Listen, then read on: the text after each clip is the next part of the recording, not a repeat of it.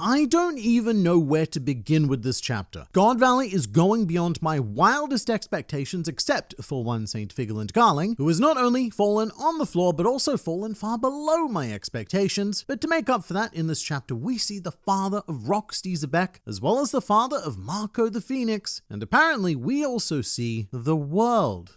Curious. But to start, this chapter marks the end of Yamato's cover story, which also marks off another one of our 2025 bingo predictions, potentially even the last one at this rate, considering how few chapters there are remaining in the year, and how still very much we are within a flashback. But after 44 installments, Yamato has completed the pilgrimage around Wano, has now followed in the footsteps of Odin quite literally, and also metaphorically by picking up Ulti and Page 1 as vassals. And I actually love how this story ended with Yamato telling Luffy that Wano is finally at peace, because this is sort of like the true end of the Wano arc. The Straw Hats are long gone, but there were still matters to settle, and now we can finally move on to the new era of Wano, whatever that may be. Making Wano, in essence, an arc that has actually taken 7 years to complete, given that it started all the way back in 2018. But picking up 38 years prior to this chapter begins on a very sweet note with Rayleigh scooping up a Shakky and fleeing the destruction of God Valley. And one of the things I love about this chapter in general is that it is so insanely packed full of background detail. And in particular, a lot of lesser known Roger pirates have been given these little pockets of time to shine. In this case, we have Spencer and Melee Pine making way for Shakky and Rayleigh through the Marines in the same sort of way that we would often see Zoro and Sanji making way for Luffy. But what really gets me is this close-up of Shakky. Oda has drawn such a wonderful expression here where he's not overdoing it by showing Shakky as insanely happy or overly in love, but instead she is just perfectly content. It doesn't even matter that the literal world around her is crumbling because Rayleigh is her world. So she acts as a nice point of serenity amongst all of this fierce anarchy. And she also stops Rayleigh right before he assumedly confesses his love for her, because Shakky already knows what he's going to say. And this is because Shakky initially confessed to Rayleigh by leaving him a note saying, "Come and get me," and when Rayleigh saved her in the last chapter, he returned this by saying, "I've come to get you," referencing the note. And so everything that needs saying has already been said, which is a very interesting way to handle a love story involving a Kuja Empress, as in the case of both Hancock and Gloriosa. They cannot help but be absurdly over the top with their declarations of love for Luffy and Roger respectively, and it goes to show that love is more about finding that unique connection that you share with a certain person, no matter how subtle it may appear, rather than forcing your affections and trying to simp your way into a relationship with someone who isn't really interested. But enough of all of that love stuff, it is time for more fight battling. The God Valley Battle Royale is certainly not disappointing. In the end, Rayleigh and Shakky's love could never even compare to the fist of love that is Garp, as he gets some pretty major redemption in this chapter. But two things before we get into that. The first is that I love this panel of Garp running side by side with Bogard. It's easy to forget because, well, it's never really been made clear in the manga, but Bogard is the Rayleigh to Garp's Roger. He is Garp's most trusted partner, and so it's always nice to see them as a duo. And the second thing I want to point out here is the panel of the Rocks Pirates fighting right before we get to Garp, because I thought I'd gone a bit delirious when I first saw this. I didn't know what I was seeing, as Silver Axe appears to be getting kicked by Marco the Phoenix, or at least a man who has a similar,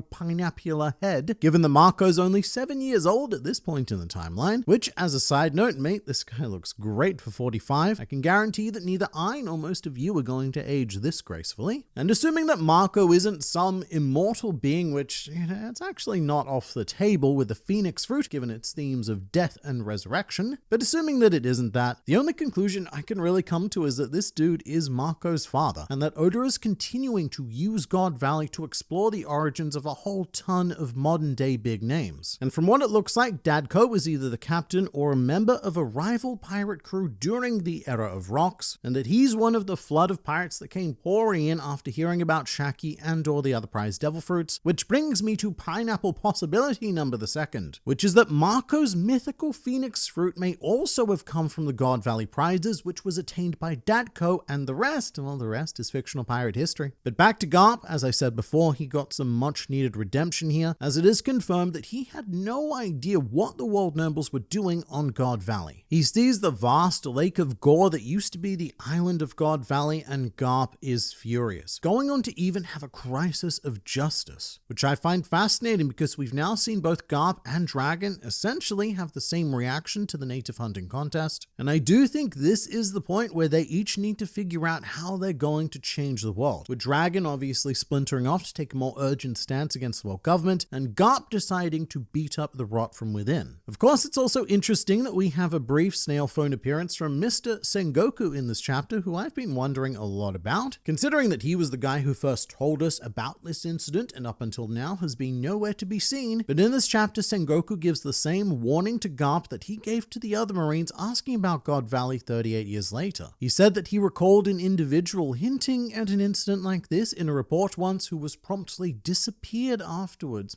Very suspicious. And I don't know if Garp has seen the world yet, but I think it is implied that he is even seeing Imu right at the end of this chapter, who is demonically erupting out of Saint Saturn, and that is a pretty massive deal, as Garp knowing about Imu adds a lot to his actions throughout the series. And perhaps the reason why he chooses to fight the world government from within has to do with what he's about to witness from Imu, which is something the Dragon didn't see because everyone in the Revolutionary Army was shocked to learn about Sambo's encounter with this mysterious entity that rules over the world, or I guess according to Rox, is the world. We will get to that. First up though, we have a short but powerful moment of getting to know Eris a bit better, as well as her relationship with Rox. And I really hope that people pick up on this, but what's happening with these two is the inverse of what's going on with Rayleigh and Shakky earlier. Both women are being carried away by the loves of their lives, but while Shakky is content living the rest of her life in the arms of Rayleigh, Eris insists on being put down because the person who really needs saving here is Rox, who has no chance against Garling and all of these surprise Will of Demons if he has to protect Eris and Teach at the same time. So there's a lot going on here, and all of it's rather tragic, particularly with the revelation that two of the Davy Clan members are Rox's father and grandmother, and in fact it was the guy with the straw hat who was Rox's father, and the fact that they've been turned into demons I think implies that someone other than Imu has access to the Domy Reversy ability. As we know, or at least I think we know, that Imu isn't on God Valley at this point because he's currently mentally micromanaging Saint Saturn, so this is potentially the work of a Holy Knight, potentially even Garling himself. And the reason why only the Davy Clan have been transformed may have to do with what Rox was saying about the unique suffering of Davy Clan members should they be caught by the world government. And it's very fitting with how the world government describes Will of D members, you know, the enemies of the god, which makes a lot of sense when you are turning them into literal devils and fulfilling the prophecy that you yourself created for them. Furthermore, and I really cannot believe that we are seeing this name come up again, but Eris tells Rox to meet up with her on, of all islands, Lulusia. And it's just wild how relevant that place, which never existed, has been all throughout One Piece. I recently got done writing an Ace-related video which notes that a lot of his cover story took place on the Lulusia in question, and if not for Lulusia, he would probably still be alive today, as it was there that he discovered Blackbeard's location on Banaro Island. So being connected to this island is like a narrative curse in One Piece, and I imagine that Lulusia is Eris's home island, potentially even where she and Xebec first met, which would be crazy for Blackbeard, as it would make him the descendant of the only two islands in One Piece that we have seen erased by the world government. And it may also explain why there was a man named Dr. Blackbeard who had Teach's exact silhouette on Lulusia, who Ace accidentally mistook for Teach and attacked during his cover story. But also, as confident as Eris is projecting, I do worry a fair bit for her now that she's separated from Rox. Being a mother in a One Piece flashback is the most dangerous job in fictional history, and the next known chronological appearance of Blackbeard is as an orphan joining Whitebeard's crew. So I must say, I don't have a whole lot of hope for Eris. However, I do love the dual panel that Oda drew of Eris fleeing with Teach whilst Dragon runs away with Baby Shanks, with both of them making the exact same promise not to let each child die. Although it does make me wonder what or how great of a sacrifice each adult is going to need to make in order to keep their promise to these respective children. But as for now, we should also discuss Mr. Figarland Garling Garling, a man who hilariously is defeated by rocks off screen. This man doesn't even get the same honor that St. Summers did of being handled in a panel at the very least. We just cut to Garling on the floor underneath this fantastically intimidating silhouette of rocks, who in this panel appears to have retired from piracy and has taken up the simple life of an ore farmer. And I love this because when we were introduced to Garling in the modern day, we are told that he was a dominating figure who distinguished himself at a place called God Valley. But right now, I'm having a hard time distinguishing Garling from the floor it is that he's been smacked into. But the reason why I love this is because of love. One of the primary motifs with the Holy Knights is their lack of understanding of love and believing that it is a profound human weakness. However, Garling here was unable to overpower that love, and in fact, Rox was significantly more powerful and brutal here because he was thinking about protecting his family. Plus, of course, Garling is operating on stolen valor here. I mean, these are world nobles that we are talking about. Not one of them has ever met the definition of distinguished, and at the moment, it feels like Garling may have been given credit for God Valley as a way of not revealing Imu's presence. But with that said, I do expect Garling to be a much more powerful presence in the modern day because this was 38 years ago.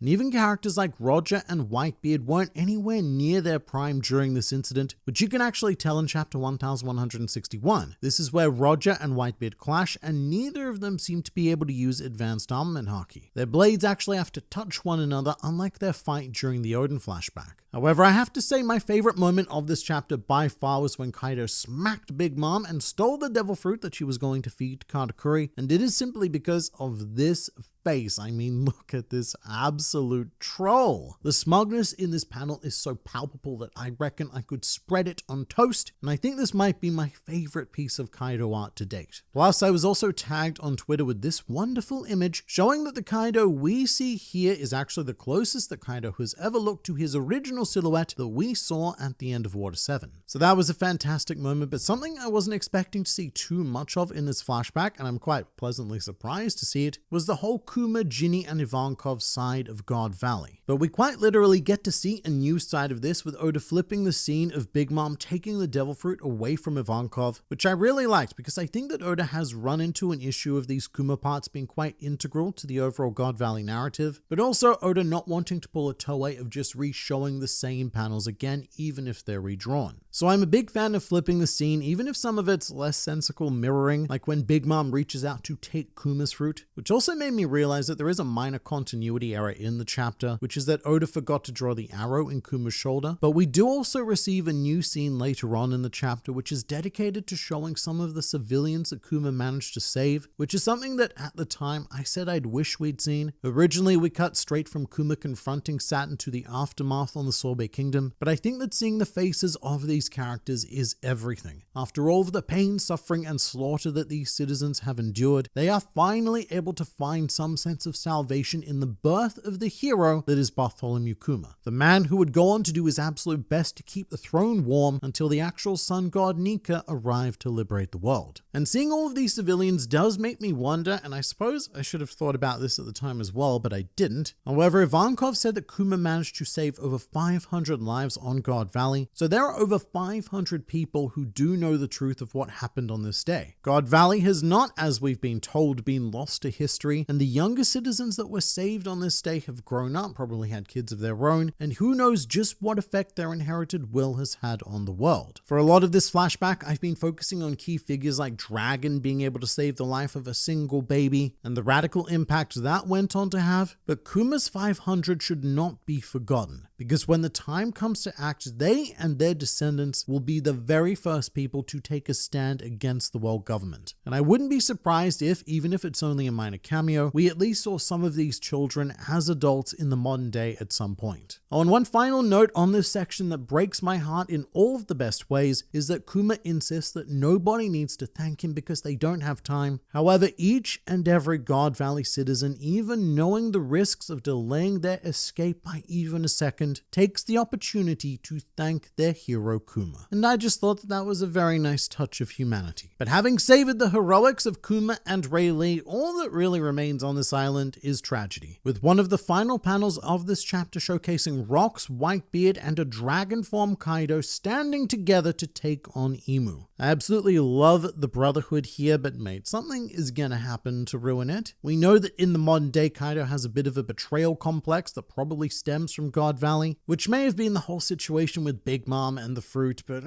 Kaido's problems with betrayal have always felt a bit deeper than that, and certainly that he was the one betrayed rather than being the betrayer. And if that was to happen here, I can't see Whitebeard being the man to do that, which leaves us with Rocks as the only man who can tear this trio apart without interference from either Roger or Garp. But it could be that Roger and Rocks initially team up, but Roger betrays that alliance, thus giving Kaido his complex. Or, which has been foreshadowed now, Rocks, a Davy Clan member, gets Domy Reversied, and he ends up attacking everyone. However, while we're still feeling good, Whitebeard does have a very good question, which is exactly what is it that we are up against here? To which Rocks answers, the world. And this should sound very familiar to you, because this is the exact answer that Katarina Devon and Van Alga gave to Saint Saturn on Egghead Island when they were asked what the Blackbeard pirates were after, which seems to confirm that Blackbeard is targeting Imu, potentially as revenge for what's about to happen with his father. But the bigger question here is,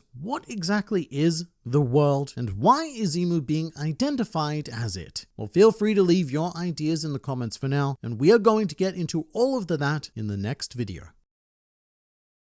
Rocks saying that Imu is the world itself makes Rocks and Loki's dream to destroy the world seem more along the lines to destroy Imu / the world government. So that is such a fantastic point, because what Rocks says about Imu in this chapter completely changes the context of what Loki said way back in chapter 1130. And as a reminder, that was, I am the sun god who brings the world to an end. Which is the cool main line that's led to the idea of Loki being a villain. That and all of the slander that's been spread about him by all of the other giants, but we've mainly dismissed all of that at this point. And really, the only thing that was keeping Loki in this potential villain territory was his alleged desire to destroy the world. Alleged by him, I should say. But right now, that is looking more like taking a stand against Imu than it is any kind of physical destruction. And of course, the other major thing that this possibility recontextualizes is the Harley text, which, as read to us, is divided into 3 sections. The first world, the second world, and the third world. And up until now, we, or at the very least, I have been thinking about these as more or less literal world planets, that the One Piece world has seen at least 3 different incarnations marked by apocalyptic natural disasters, and that could still be the case. But what's happening now, right, is I'm starting to look at these 3 silhouettes on the Elbaf mural, and I'm starting to think, was each one of these 3 creatures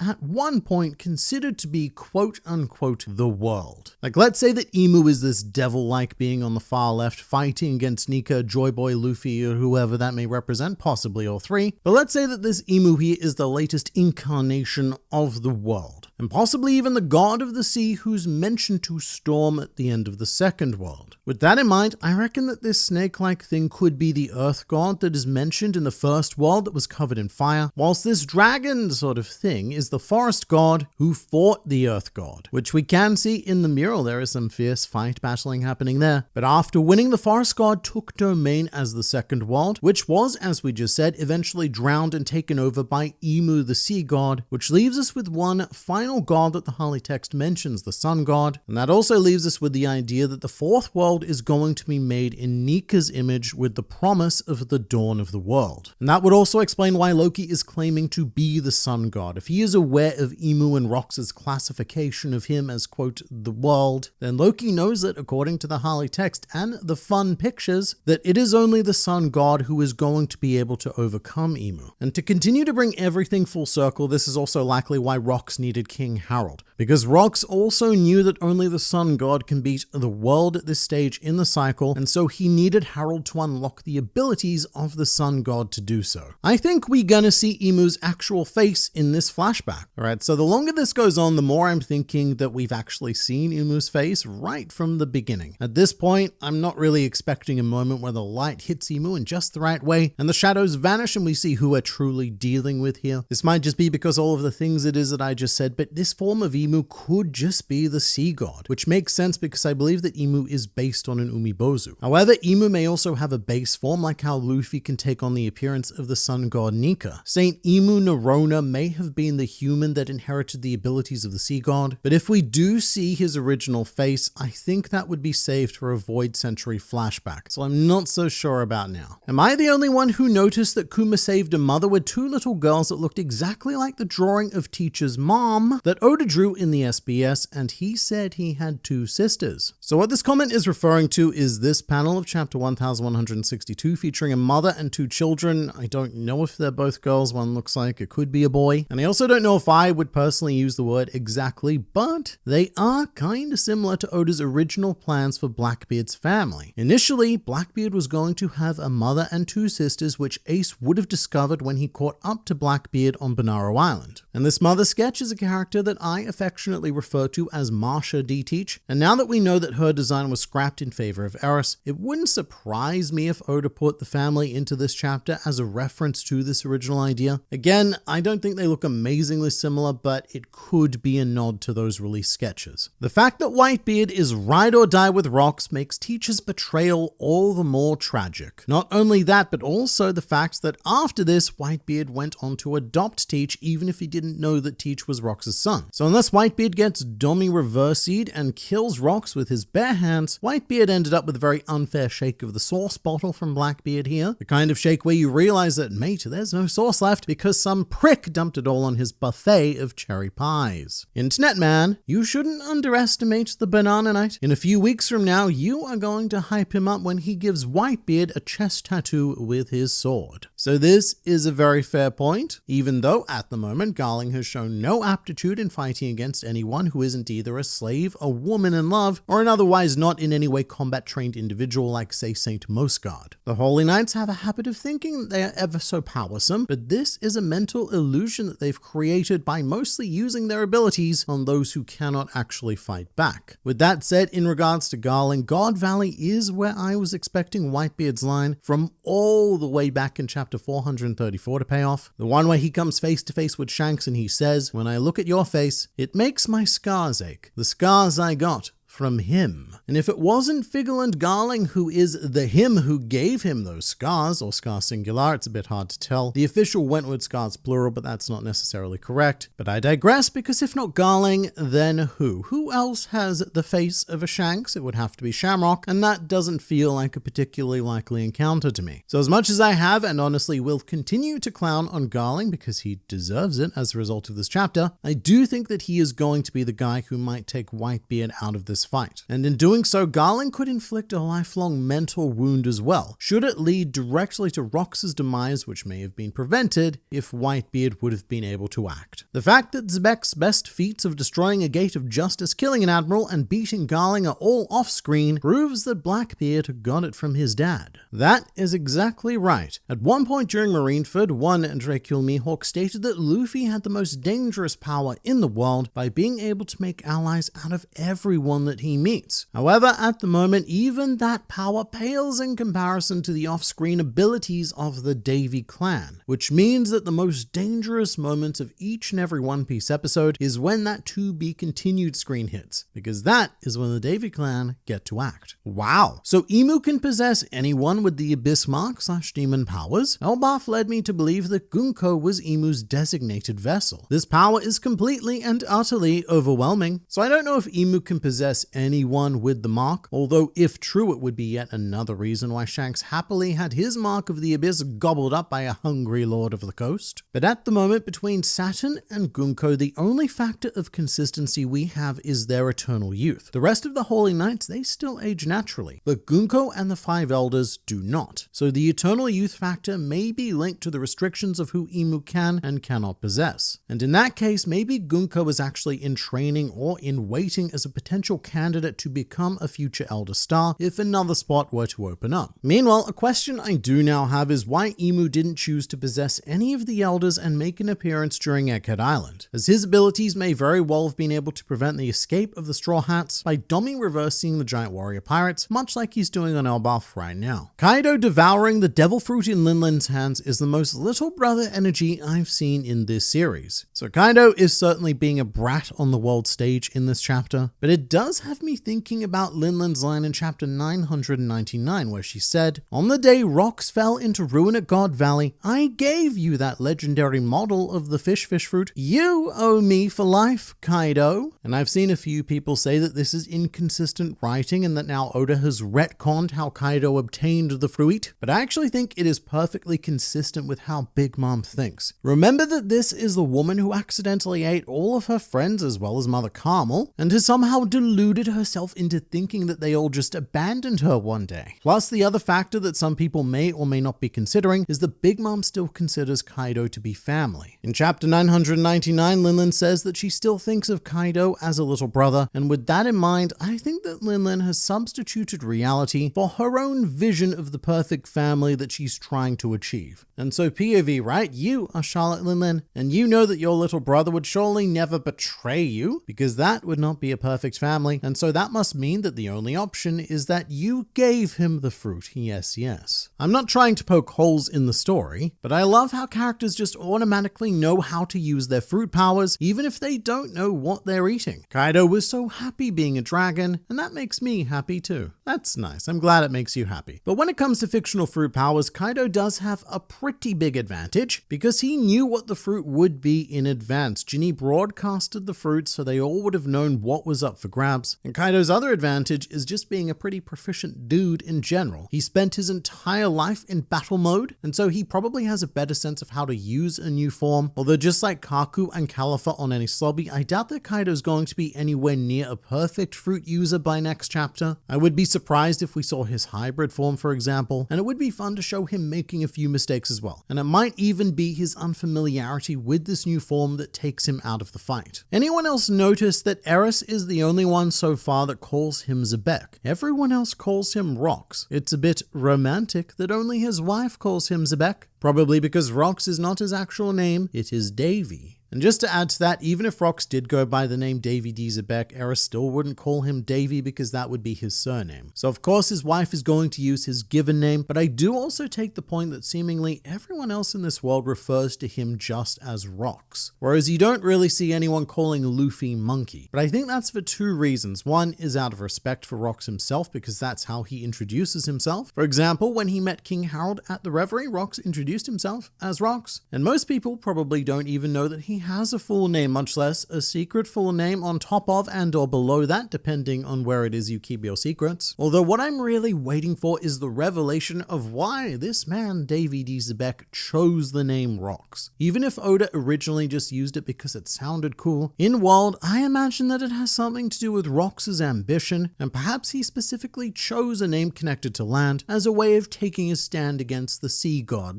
some crap like that. Huge assumption that Garp has chosen to fight the world government from within. In reality, he's neutralized by being stuck as a vice admiral, refusing to be an admiral and the world noble's lapdog. He proceeds to just be the quote hero of the Marines as he does nothing for the next 38 years. Alright, I'm a bit surprised that people can read One Piece this far into the series and still think that Garp is going to end up being portrayed like this, because there is a big difference between 38 years of inaction and 38 years of action that we haven't been shown yet. And the reason why I'm pretty confident in making that assumption is because of the kind of author that Eiichiro Oda has been throughout the past almost 30 years. If this was Hunter x Hunter we were talking about, then sure, I would be 100% on board with Garp being an exploration of the consequences of inaction, because that is the sort of thing that Yoshihiro Togashi would insert, because he has a fascination with humanity as it is. And if you'd like to explore that a bit more, I have a whole channel dedicated to Hunter x Hunter called New World Review, link in the description. However, Oda is an author who thinks more about portraying humanity in a positive and almost unattainable way, to be the best we possibly could be. And given that Garp to date has been shown as a man with the right kind of morals, I know that Oda is going to redeem his his perception and explain his actions later down the line. I love the bombastic side-eye that Kinemon gives to Ulti in the cover page. Kinemon's expression is fantastic because he's all like, hey, wait a minute, weren't you subjugating my people a couple of weeks ago?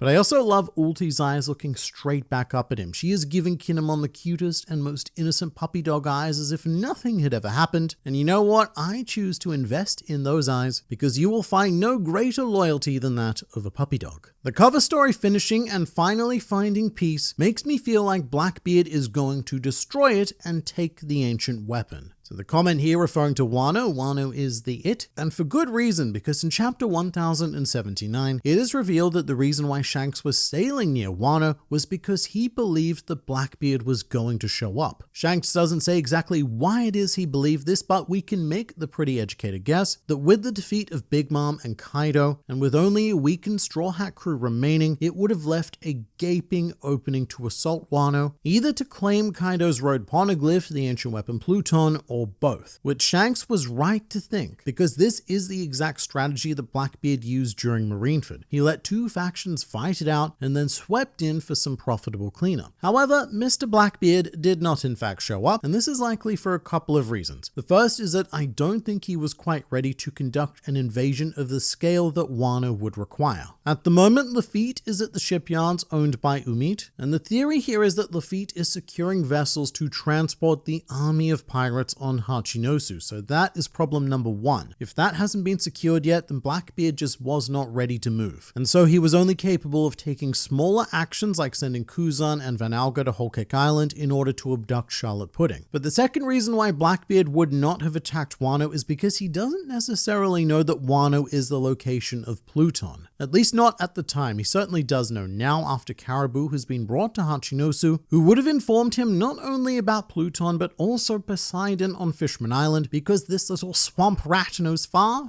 too much. And this is why the newfound peace on Wano, as illustrated in the Yamato cover story, may not last very long, because it is likely that Blackbeard is either going to attack Wano or Fishman Island. Although I do think that Fishman Island is probably the more likely target due to Umit's specialty in transportation through the deep sea currents. And if Blackbeard had his eyes on Wano, then he probably wouldn't need to send Lafitte to the underwater guy. But just to go back to the cover story, now that it's all over, we are probably going to be spending a while doing viewer art requests. That's just how the pattern tends to go. A cover story, then a batch of art requests, and a cover story, etc. But to put in an early bid for the next cover story, I'm thinking that we'll either be following the surviving Vegapunks floating around on Punk Records, which I think would be really fun because we might get to see all sorts of crazy sky stuff, maybe even stop by on Witheria, or potentially go higher and explore space a bit more. However, the next cover story could also be focused on Sentomaru, who escaped Egghead Island all by himself in a fun little boat, and I'd be pretty happy with either one of them, but this is more than likely a 2026 thing, and we'll be spending at least the rest of the year in art request territory. Man on a channel, how much of these events do you think Luffy is learning? I can't imagine him knowing all about Shanks' origins and Blackbeard's past just like this. So right now Luffy is assumedly paying attention to Loki's story as best a Luffy can. However, what we have to discern is how much of this is Loki actually saying. As much as I love the idea that Loki's gone into this full-on wild ramble about Shakky and One Piece idol culture, when what we actually sat down to do here is explain why and how King Harold died, and we're now at the point where some people have forgotten that King Harold was even part of this flashback to begin with. But look, let's be extra generous and say that Loki is reporting everything as we see and hear it. Even if that is the case, I don't think that Luffy's going to be taking a lot of it in. And it'll be sort of like when Frankie tried to explain that Den was his master's brother coating the Thousand Sunny, and Luffy passed that information as a master coating Frankie's little brother. Because there comes a point at which, no matter how important the information, Luffy just cannot take any more in. And he, just like we discussed with Big Mom, decides to substitute in his own reality, which is a concept that we'd best get used to. Because according to this The World theory, following the dawn and the remaking of the planet and the liberating beams of the sun god, Luffy's reality is going to be everyone's reality.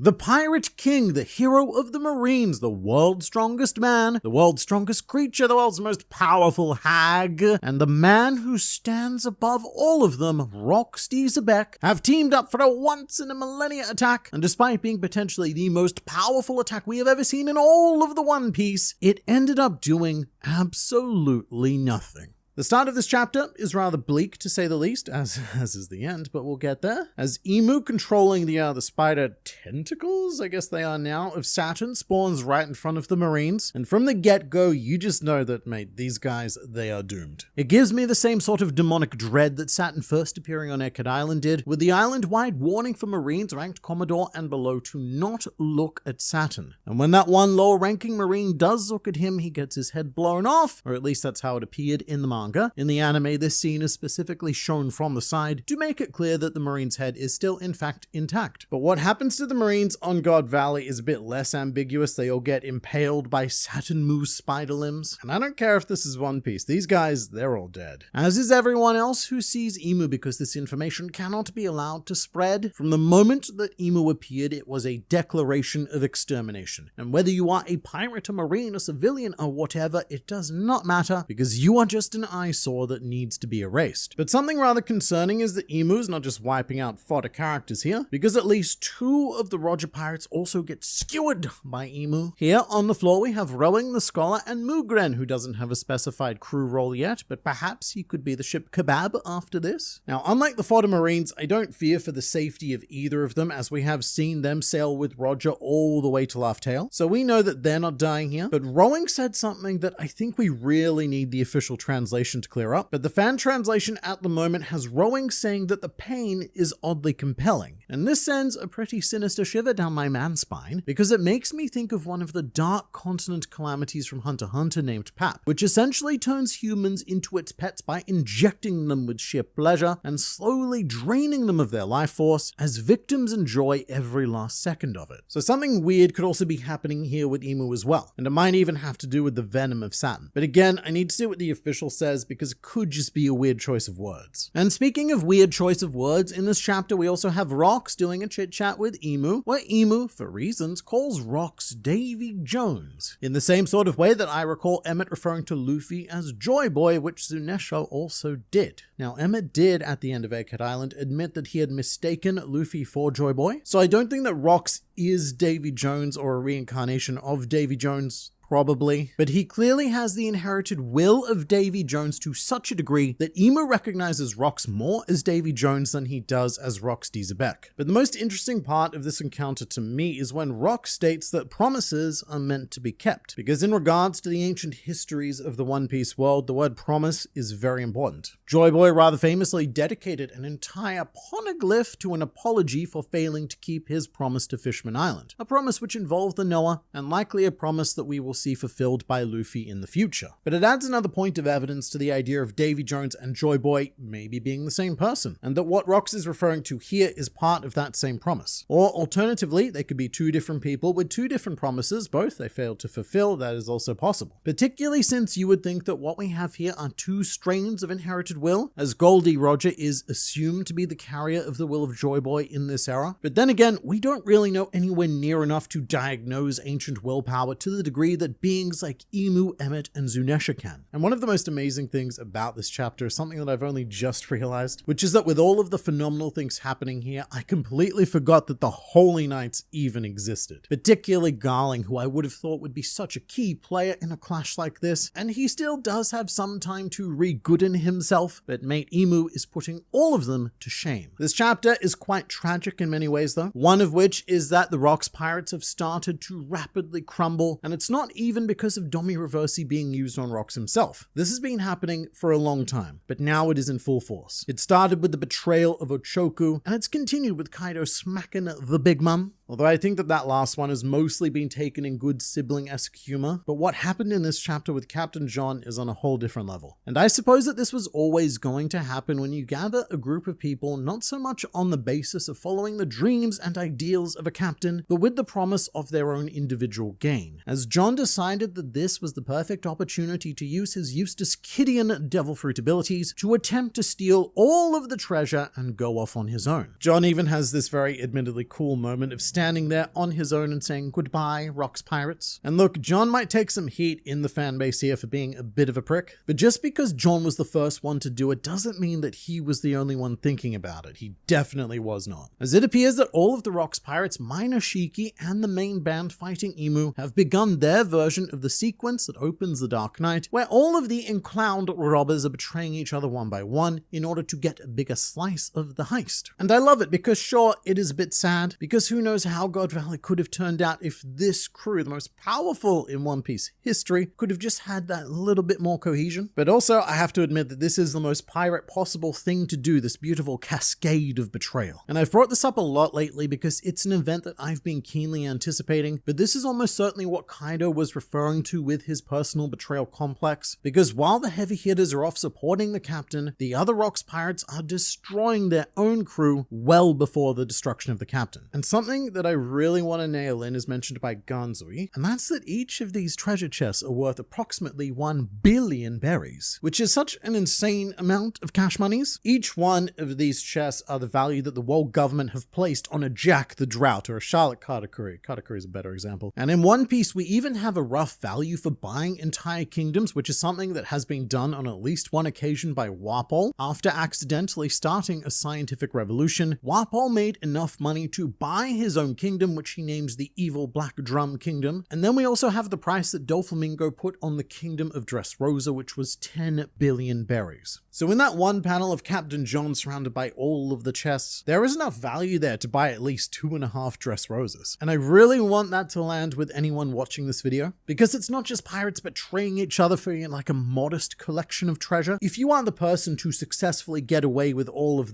this, then you would probably become the richest man in the world who is not a world noble. That is the kind of value that it took to crumble the Rocks Pirates, and also it's the kind of value that the Roger Pirates end up with on their ship, which probably contributes to 1/3 of the iconic opening line of One Piece: wealth, fame, and power. We know that God Valley was shockingly successful for the wealth of the Roger Pirates with all of the chests that they nabbed, including one with Shanks. But I also feel like Golden Lion Shakky may end up with a fair few chests as well, maybe even quite a few, and that may be how he went on to fund his future pirate fleet. Remembering that at one point Shakky had a fleet about 5 times the size of Whitebeard before it was mostly all swallowed by a storm during the Battle of Ed War. So that's where I think we're going here, because this section ends with Ganzui attempting to take out Shakky from behind with a rather unexpected devil fruit ability. And mate, this fruit, it is giving me flashbacks within a flashback, as Ganzui was apparently the previous user of the Bomu Bomunumi, which was only like the 5th or 6th devil fruit that we had ever seen used in One Piece by Gem, also known as Mr. 5 on Whiskey Peak. And the truly trippy thing is that Ganzui is using the fruit in the exact same way that Gem did, by picking his nose and flicking the explosive snot at his enemies. And this is one of those devil fruits that would be wildly overpowered if it was used in any way other than how we've seen it used, which is a fun gag by Oda, because it's not just bodily secretions that can explode, it is just the body in general. You can punch someone and that punch explodes them. It is such a good hand-to-hand fighter fruit. Although to be fair, Ganzui, even using the snot approach, does seem to have used it to one-shot Captain John, so that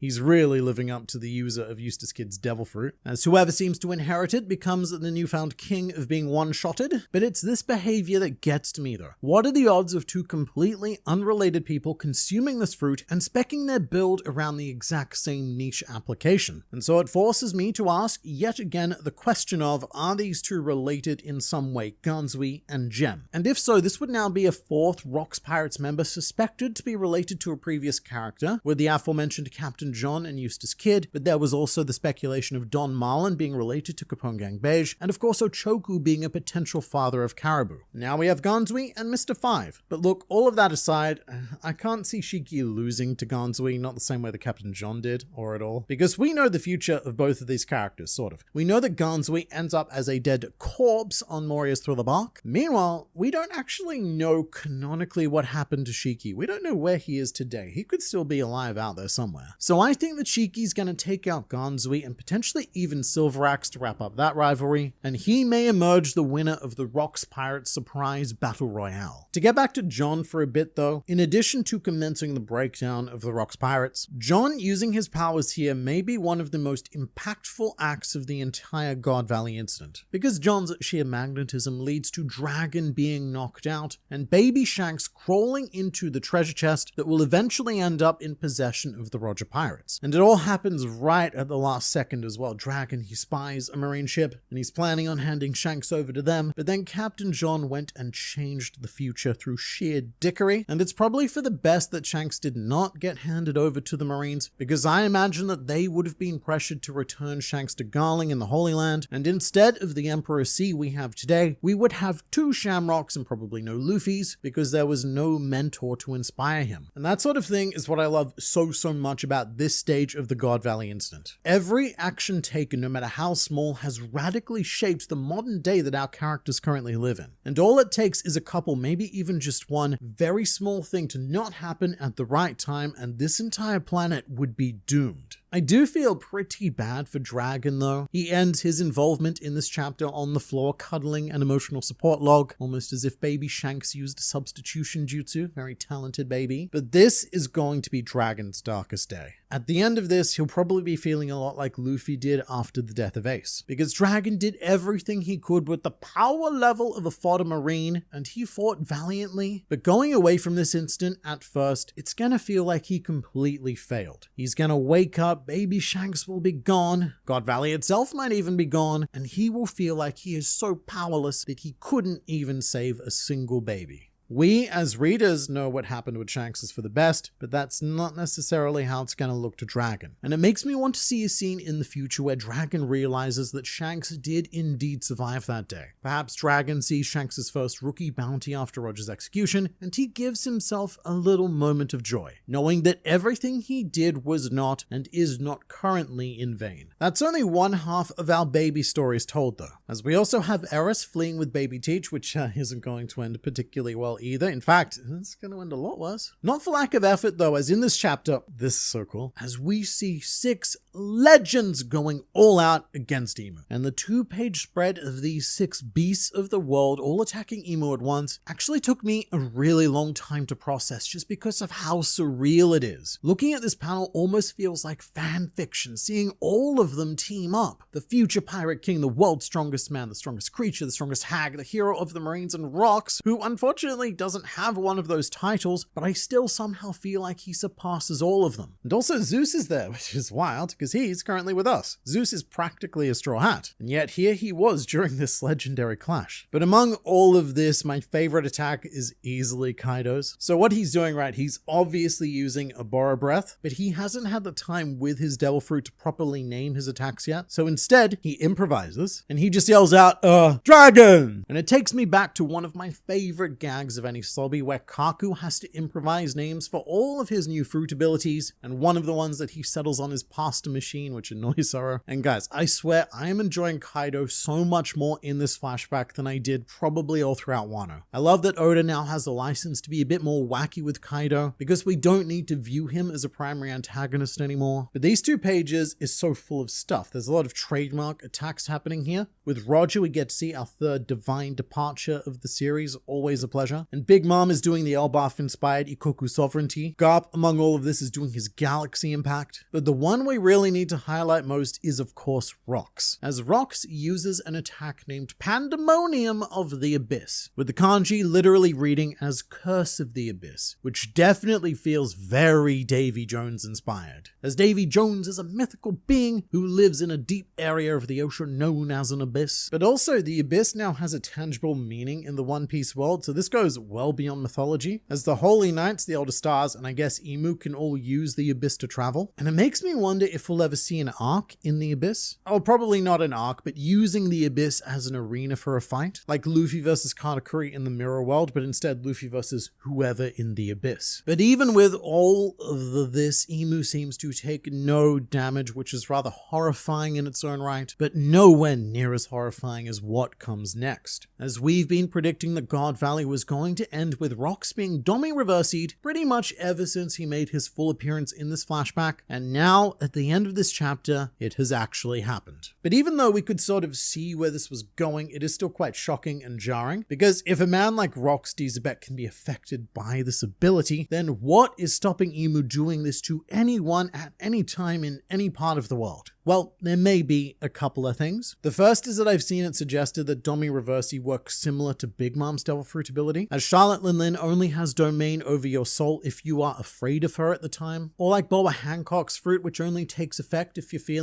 certain tingles between your legs when you're looking at her. And in Imu's case, that feeling, maybe it could be sheer anger or despair, like how Rox was caught in this chapter, because it was almost like Imu was baiting Rox into an emotional response by mentioning his family. And that could be how Luffy remains unaffected in the modern day once we do cut back to Elbaf, because in his Gear 5th form, Luffy's emotions are unbeatable. You're not going to be able to make the Sun God feel anything except for pure joy and elation, but that's very much a more vague explanation, and I do think there's a more interesting and also more consistent idea available. As when Domy Reversy was first unleashed, we discussed that in Latin, what it means is, I returned home. And so the restriction of Domy Reversy could be that it only works on people who were born in the location that Domy Reversy is currently being used, which is why only Davy Clan members have been affected on God Valley, and only the Giants are currently being affected on Elbaf. Although one issue with that is that God Valley wasn't just the home of the Davy Clan. There were 100,000 other civilians that have not, to the best of our knowledge, been Domy Reversi'd yet. And we also don't know if it was Emu or Shamrock who converted the other members of the Davy Clan. But regardless, I do like this idea a lot better because it makes the name make sense, and it would mean that Emu can't just take command of anyone at any time. It needs to be in a certain place. And so Rox just got extremely screwed over by fate here, and the only way that this ability would work on Luffy is if Emu faced off against him on Dawn Island. And also, getting rid of God Valley would mean that Emu could never use this on Blackbeard, because Blackbeard now has no home to return to. And this also goes to support a long-standing theme of One Piece, with the famous words of the late King Cobra being, "A country is its people," which was such a wonderful, heartfelt line. It's why Vivi was so adamant about blowing up the Alabama Palace, because sure, it would destroy the building and some history, but it would save the people and therefore the country. But this line is a lot less wonderful when it gets flipped on you. If a country is its people, then alright, I guess Moo's just gotta corrupt all the people and then,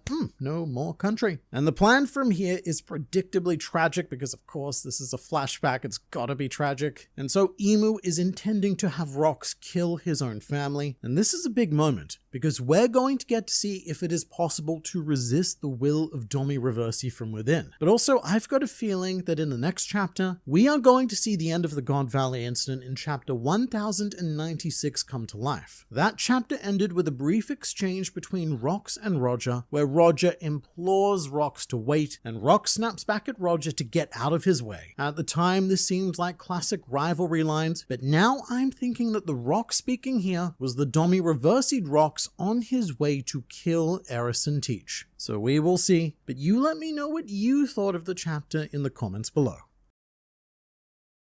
The Homeland Domy Reversy theory makes even more sense if Roger saw this on Laugh Tale and told everyone to become pirates so they won't be in their hometown. That's probably why Emu is so afraid of pirates more than anything, because it's very unlikely that Domy Reversy will work on them unless you lure them to their homeland like they did with Rox. So in case you missed the chapter review, this comment is referring to an idea that I covered in that video, which is that Domy Reversy may only work on people in the location that they were born, hence the name. Domy Reversy means I returned home. And now this is becoming a compound theory, suggesting that Roger may have purposely started the Great Age of Piracy to ensure that as few people as possible were actually located on their homeland. And I do really like the idea, as it explains why pirates are such a profound problem for the world government, as it would make them extremely difficult to deal with, as generally the very act of becoming a pirate would make one immune to being Domy Reversi'd. So the world government, they're forced to deal with pirates in the traditional manner, rather than just conquering the planet with sinister silhouette magic. But it also makes sense from the perspective of Emu's overall plan, the construction of of Mu's world, because what's happened with the global flooding is isolating different lands and different cultures onto these little teeny tiny, some very big islands, but making it as difficult as possible to leave one's homeland, as well as terrifying and undesirable with all of the legends about the Grand Line being the pirate's graveyard, etc. And then, from Emu's POV, if any one of these singular islands ever dared act out of turn, then all he has to do is rock up a Domy Reversy and problem solved. So I would love it if Roger strategically implemented a counter to that by inspiring people to explore the world and using the promise of the One Piece to get them to conquer any fears or concerns they would otherwise have about leaving their homelands. And it also gives a pretty damn good excuse for our hefty roster of absentee fathers in the series, leaving their homelands and never seeing their kids because it would leave them vulnerable to be being Domy Reversied. But I think that that's where this idea might start to go a bit too far. But look, unless Emu has some sort of memory wiping ability, we do now live in a world where pretty much every major figure knows that not only Emu exists, but that Domy Reversy exists. And so they may very well be structuring their lives around that. Rayleigh might live on Sabadi because he can't go back to wherever his home was, and the same thing for Scopogaban taking up spelunking on Elbaf, and perhaps in some sort of artsy, wanksy, feel-good way, the dawn of the world is going to include the ability to go home without worrying about turning into a scary demon.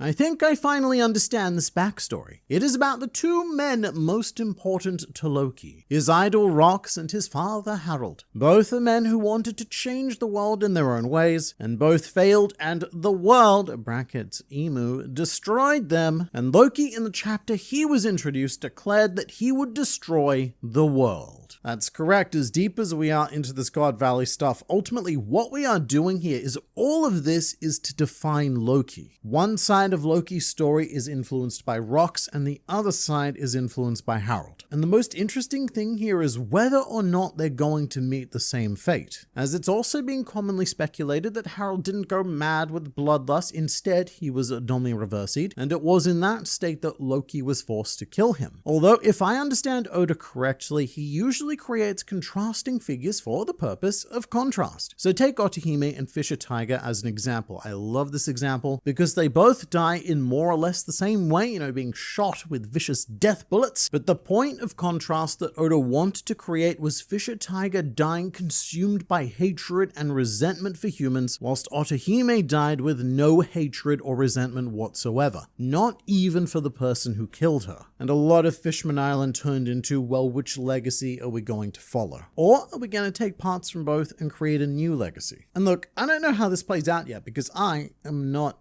anyone really. But however it is that Rox ends up dying, I would assume that Harold's death is going to represent the inverse of that, which I guess we'll get more into when Rox does die, which is looking like maybe next week or the chapter after that, but it's definitely coming real soon. That's when we'll learn the truth, as one of the primary goals of One Piece is of course to uncover the true history of the world. If I remember correctly, Emu has never called Luffy by his real name but only as Joy Boy, and now he refers to Rox as Davy Jones. Perhaps a major part of their character is that they are stuck in the past, unable to or even refusing to move on. So this is a fun detail that was a bit easily forgotten even at the time, but when relieving Saint Saturn from the burden of life, a furious Emu asked why he allowed Joy Boy to escape. Joy Boy meaning Luffy. So even though Emmett corrected himself, what Emu sees when he looks at Luffy is Joy Boy, and what he apparently saw when looking at Rox was Davy Jones. And so what I really want to see now is Emu confronting Blackbeard, as Blackbeard was one of the 3 bounty posters that Emu had collected alongside Luffy and Shirahoshi's, and I do wonder if Emu would now refer to Blackbeard as Davy Jones, should that will have been inherited. However, there is an important exception to this pattern, and that exception's name is Vivi. When Emu said that he desired Vivi, very notably, he said Vivi rather than Lily, despite the fact that we know the reason why Emu is so fixated on Vivi is because she is a physical copy of Lily. Now, if I wanted to give some reasoning as to why this is, and I do, so I will, it would be because this was an order to the 5 elders. And if Emu had said, I desire Lily, then the 5 elders would have gone, what the crap is the Great One talking about? I don't know any Lily. Because we don't know if any of the elders were even alive during the Void Century. They all could have been collected later. So it does make practical sense to call her Vivi, even if Emu does see her as Lily.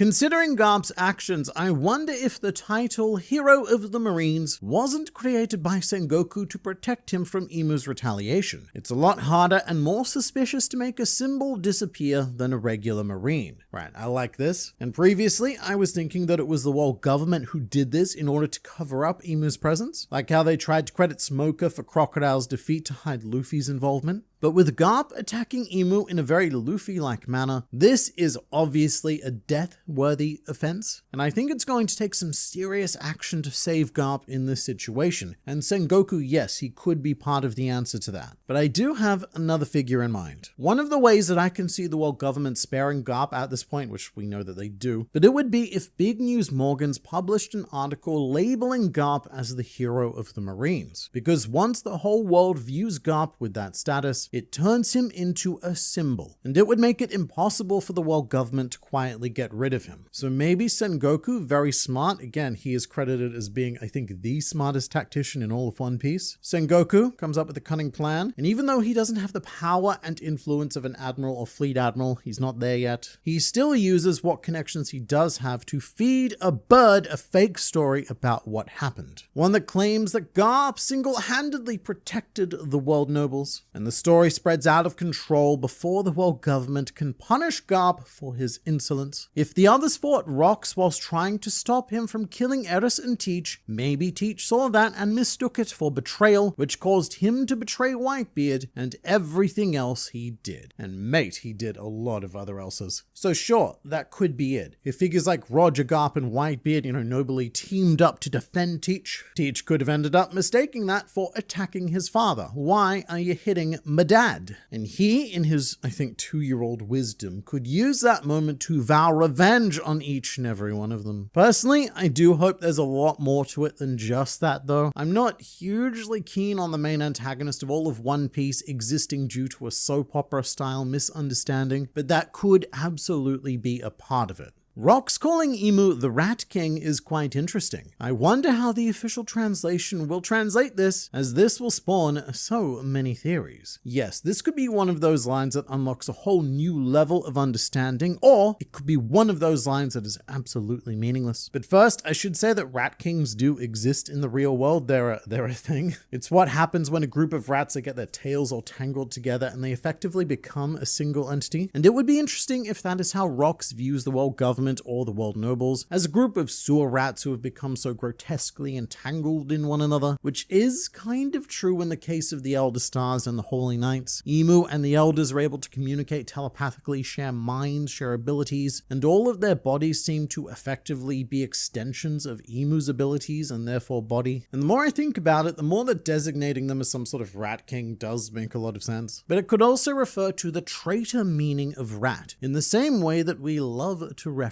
Rat Shanks. Saint Imu Nerona was one of the 20 founding kings, and yet only Saint Imu Nerona now sits upon the empty throne, implying that he possibly could have betrayed the other 19 kings and took that sweet, delicious powers for himself. And in which case, sure, you could refer to Imu as a Rat King. Imu's Domy Reversy might only work on people fueled by hatred, despair, or negative thoughts. That's why Joy Boy terrifies them so much. His power isn't just strength, it is joy itself. You can't reverse or control someone who radiates pure freedom and laughter. And this is the other primary idea, and I believe that it also currently tracks. Initially, I thought this was less likely because Dory and Broggy, they are such joy-fueled individuals, but going back on chapter 1150, mate, they were furious with Imu, specifically about all of the child hostages that the Holy Knights took, and they are so much more angry than we've ever seen them before, and yes, that could have left them vulnerable. A bit of Star Wars theory,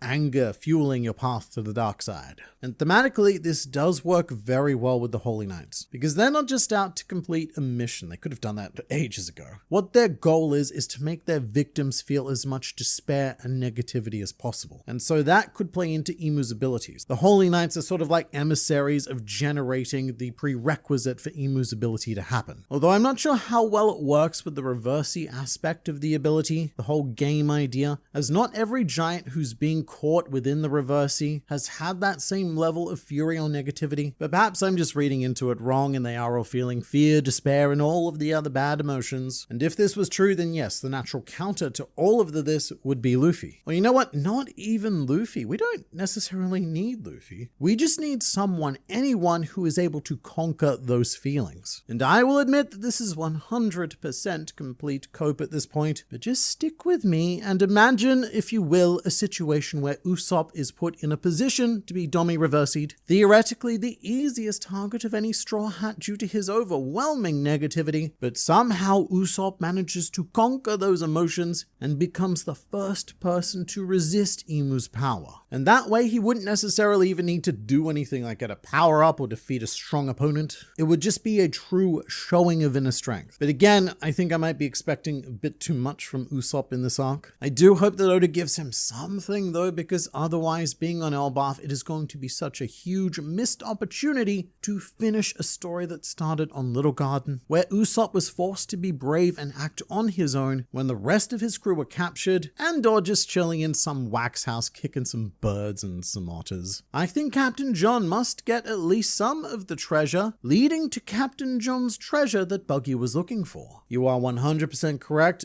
didn't even think about that. Buggy spent most of his time in pre-time skip One Piece looking for Captain John's legendary hidden treasure, which Luffy gave him the key to during Impel Down, and we don't actually know if Buggy found the treasure. For quite some time, I assumed that he did because I thought that's how he was paying all of his mercenaries, but it turned out that that was a loan from Crocodile. But I suppose if Captain John's treasure was ever so legendary, then he probably does escape God Valley with a fair few chests to say the least. I'm surprised no one else mentioned Whitebeard's named attack. Yes, in this chapter, Whitebeard used a named attack. Now, why is that such a big deal, you ask? It's because, weirdly enough, in all of his appearances in One Piece 2 now, Whitebeard has never said the names of any of his attacks. He just performed them in silence like the Chad he is. All of his attacks do have names, but they come from external sources. In fact, they mostly come from games, I think, so they're not really, actually, they're not at all canon. And you can tell that from this very chapter, because Whitebeard's named attack is Shattering Void. It's not a new attack. We've seen him use it before, but the game's named it Gekishin, meaning severe earthquake, but that is no longer the truth, and probably never was. Can we please talk about how Captain John looks like Basil Hawkins, acts like Scratchman Apu, and has kids devil fruit? No. Rox did promise to come back for Emu in the flower room near the beginning of the flashback. Was that the promise that he meant? It could be. In chapter 1155, when Rox infiltrated Marijois, he told Emu that he'd be back, and that's not necessarily a promise, but it could be what Rox is referring to in this chapter, and it could also have a double meaning. Because if Rox is only targeting Emu, only targeting the world because of the legacy of Davy Jones, then Rox's words on Marijois could be a mini promise that's part of this bigger promise of Davy Jones. Man on the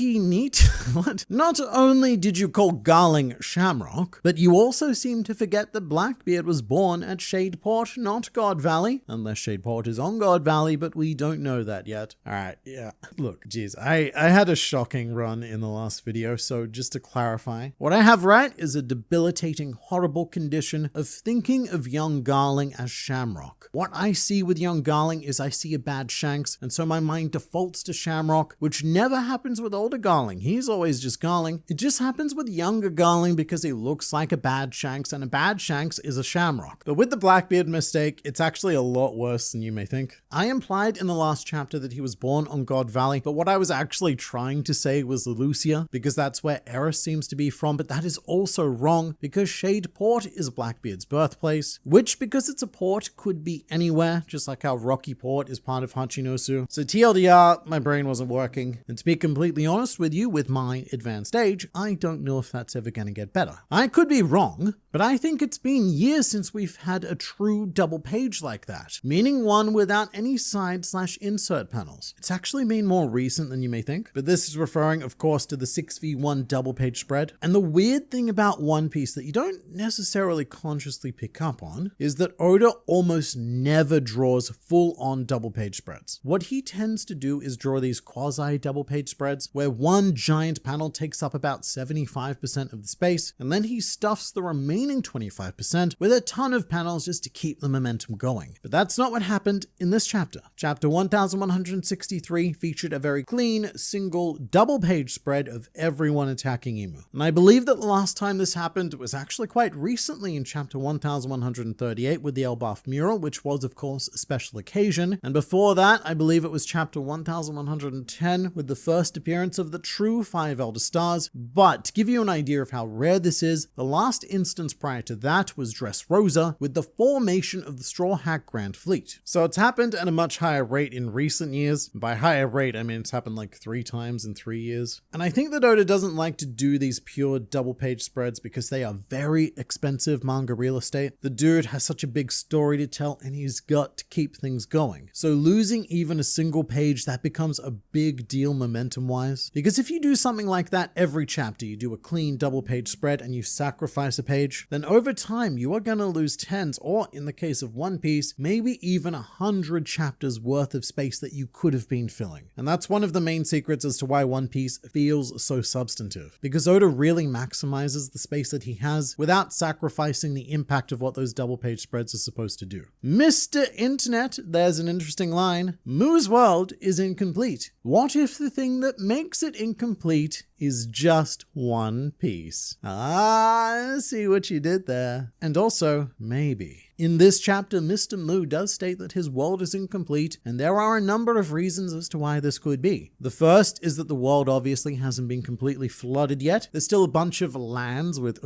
people living on them. And if I was some sort of sea god, then I would want to be getting rid of all of that. Another reason could be that the world is incomplete because members of the Will of D still exist, and Imu very clearly desires to purge all but one of them. We can keep Vivi, but get rid of the rest. Because you can't have demons in heaven, you know, that sort of logic. And another could be what we previously mentioned with Lily. If Imu turns out to be a particularly sentimental silhouette, then he may consider the world incomplete without Lily by his side. Because in the end, what good is global domination, no matter how moist it may be, without a blue-haired baddie by your side? It's not good at all. But you feel free to let me know what you think will complete Mu's world in the comments below. This chapter marks the last stand of Rox D. Xebec, although his ending in this world is a bit different to most Will of D wielders. However, at that full stop of his life, Rox, whilst transforming into a demon, gives Imu a classic Will of D smile, denying Imu the satisfaction of claiming this as a victory. Especially since it's not just the smile that gets Imu, dare I say, a little bit triggered, as Rox uses his last words to taunt Imu about Davy Jones having allegedly been the previous king of the world. And I have never seen Imu this animated, mate. He is so enraged by this, and you can tell that it's been a few hundred years since anyone has given him a verbal challenging, and so Imu bursts into this pathetic and frankly childish rant about how Davy Jones was never the king, not even for a single moment because of fate, rah, rah, rah. But I think that what this exchange does is hint that Davy D. Jones was probably the monarch of the ancient kingdom, and everyone who has inherited the Davy name is descended from this line of kings. And that would make Blackbeard's plan significantly more salient, because what he wants to do is he wants to have Hachinosu recognized as an official kingdom with him as an official king. And I suppose that would allow him to inherit the will of Davy Jones, and be another integral step in becoming the king of the world. In the same sort of way that Luffy, without realizing it, is pursuing the will of Joy Boy, the first pirate, who chose the path of seeking the most freedom possible. And speaking of, it is all but confirmed that Joy Boy and Davy Jones are two different people. Because just to really rub it in, Rox asks Imu, who are you more afraid of, huh? Davy Jones or Joy Boy? Which sends the mind racing with possibilities, particularly with the Harley text, as all throughout the 3 words there is mention of, quote, they and not meeting, with the exception of the end of the third world, which is the world we're in right now, which ended with, and they will surely meet. And up until now, this has sounded more like Luffy and Shirahoshi, aka Joy Boy and the Mermaid Princess, and I guess whoever their incarnation was in the first world as well, maybe Nika and who knows. But now we could be looking at this prophecy referring to Luffy and Blackbeard, Joy Boy and Davy Jones and Nika and, I don't know, again, whoever represented the Davies in the first world. And whatever the promise is, it could be a promise that was made between the lineage of Joy Boy and Davy Jones. And over thousands of years, fate has conspired to keep these two representatives apart, and the key to overthrowing Imu will be combining both of them, as whenever Luffy and Blackbeard do reluctantly join forces, their fate factors multiply into an overwhelming force that no one has a chance of stopping. It's all very exciting stuff. And mate, I really cannot wait for the eventual Joy Boy Davy Jones flashback. It is going to be phenomenal, because I do think that this might be a bit difficult to see right now, but I believe that it will inform the Rocks and Harold story much better as well. Because if that promise was between Joy Boy and Davy Jones, then Rocks may have thought that Harold was the modern day incarnation of Joy Boy due to the legendary Devil Fruit of Elbaf, and that is why he emphasized how much he needed Harold on his side and that he could not do it without Harold, because it is only through that combination of Davy Jones and Joy Boy that one can actually change the world.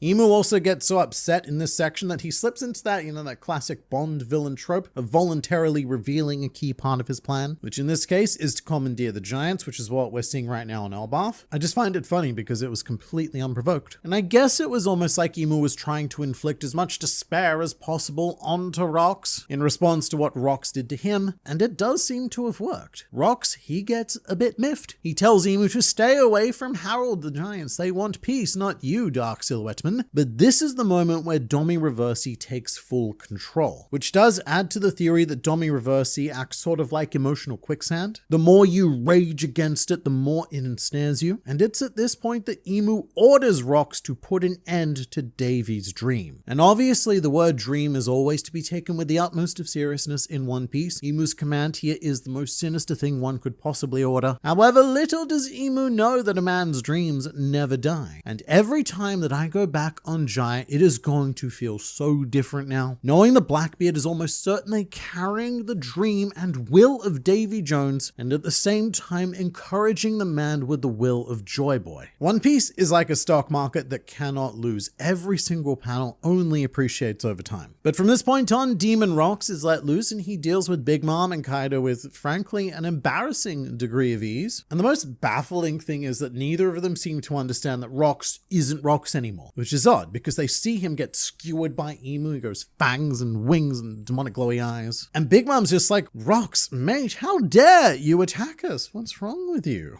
However, I do love how Whitebeard handles this situation. I think that he, to some degree, understands what's happening because this is the face of a conflicted but determined man. Whitebeard here, he is in family mode. And he asks Rocks if they're in his way, to which Rocks replies, yes, yes you are, which they are because according to Imu's commands, they have all been categorized as obstacles. And it seems to me that Whitebeard purposely chooses not to confront Rocks at full strength because he's not even using his Naginata to clash with Rocks' sword. Whitebeard just blocks with his bare arms using his fruit ability. So either Whitebeard doesn't want to go all out and hurt Rocks, or Whitebeard perfectly understands what's happening and he's taking a dive to tick off Rocks' objective. So that maybe after this, Whitebeard can focus on saving the lives of Big Mom and Kaido, because he knows that Rocks, it's a lost cause. And look, I understand that on paper, Whitebeard brought in Earthquake to a sword fight. Seems very unfair. But weirdly enough, in One Piece, sword beats Earthquake, and so Whitebeard was definitely not going all out. Either way, Whitebeard, he gets flung back and half of the mountain of God Valley collapses due to this one clash. It's incredible, and meanwhile, we have Dragon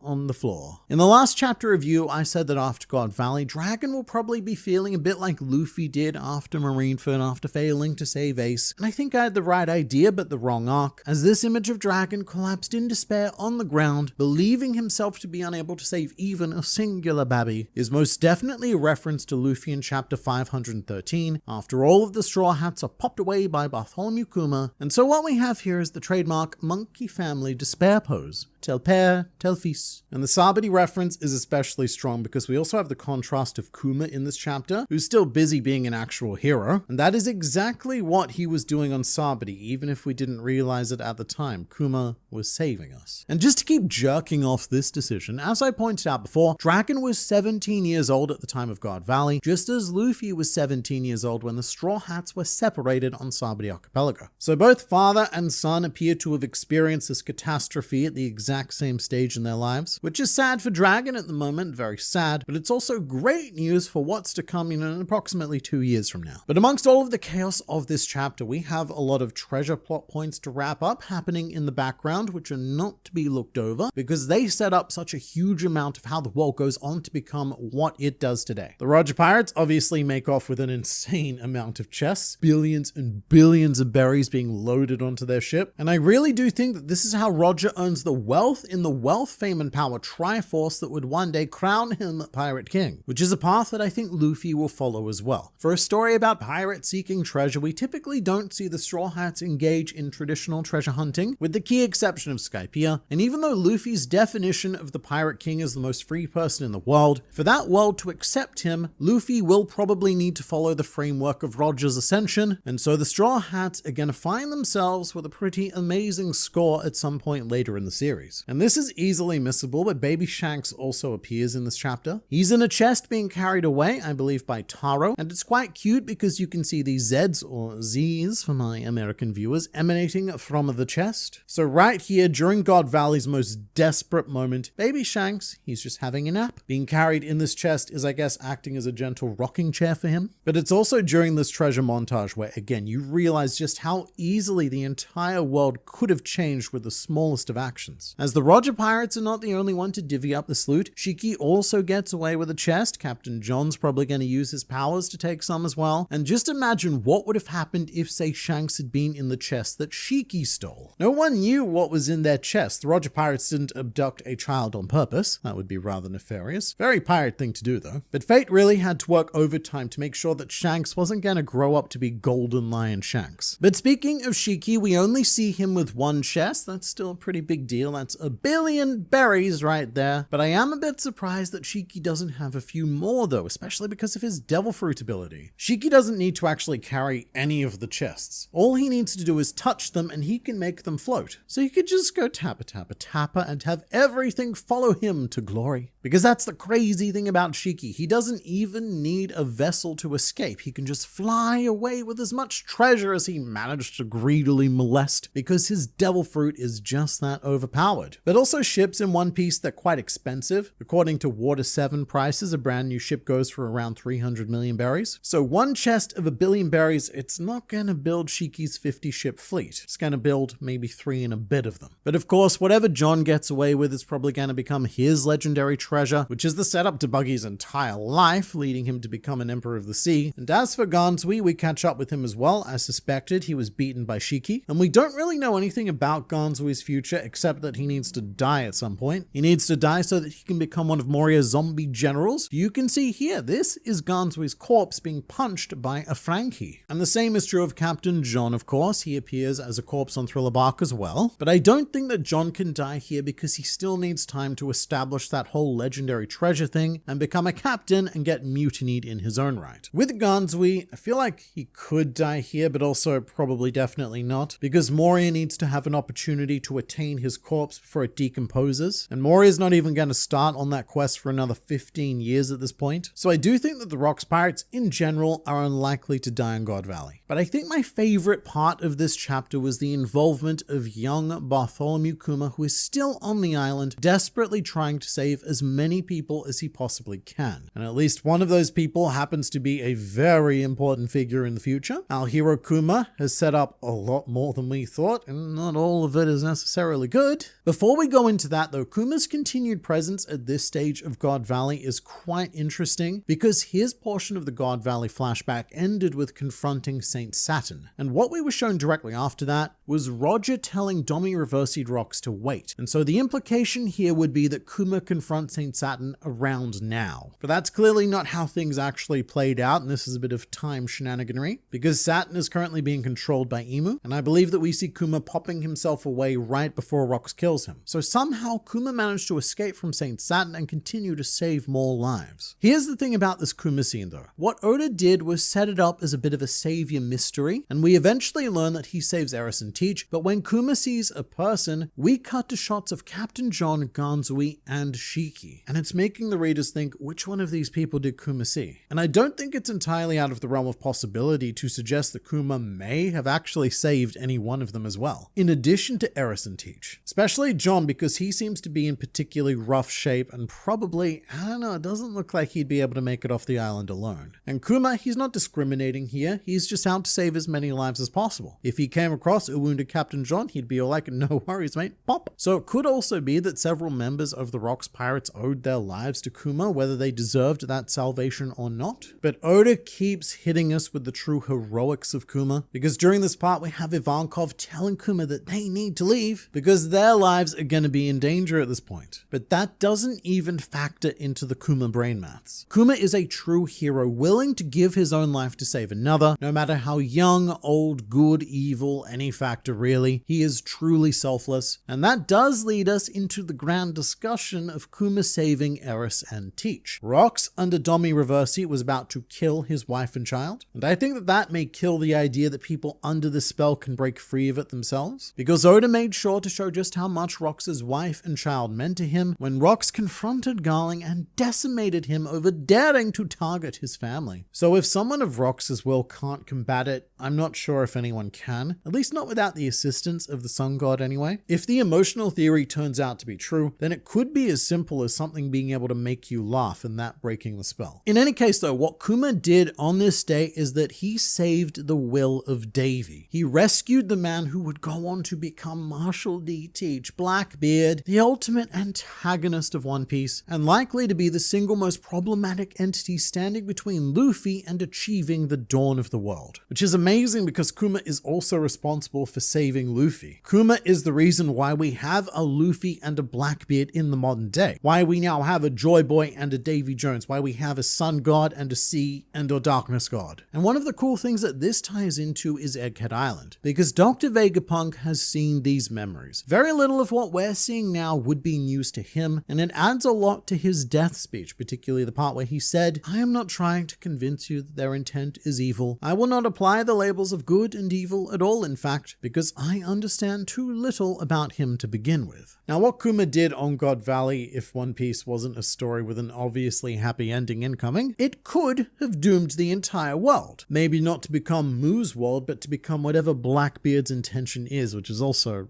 probably not good. But that's not the way that Kuma ever thought, and I do think that Vegapunk was a transformed man after witnessing Kuma's entire life, after witnessing him save both Marshal D. Teach and Monkey D. Luffy, and Vegapunk adopted as much of Kuma's philosophy as he could by not jumping to conclusions and judgments. And the big question I have with this whole Rox and Kuma scene though is whether or not Imu thinks that Rox has actually killed Eris and Teach. Because from Imu's perspective, he's staying way over here. He's not getting involved. But he's sensing the presence of Eris and Teach, and then they both just vanish because of Kuma. But Imu may think that their presence has vanished because Rox actually killed them. He snuffed them out. And if so, that is extremely important because that is how Blackbeard was allowed to grow in the shadows. If Imu knew that the will of Davy was alive, surely the world government would have engaged in some sort of child killing campaign, just as they did to try and find Roger's son. But from here, Imu orders Rox to purge every last life remaining on God Valley, and we are left with only two people capable of standing against him. We have a Roger and a Garp. This is the God Valley incident that we were waiting for. This legendary fight is about to begin, however it comes with such a dagger in the heart, as Rox in demon form is actually crying and appears to be using the voice of all things to communicate with both Roger and Garp, begging them to kill him. Which may be the first time that Roger has heard the voice of all things, because he has this very what the crap was that kind of reaction. But then again, I think he had the same kind of reaction to the Sea King speaking to him much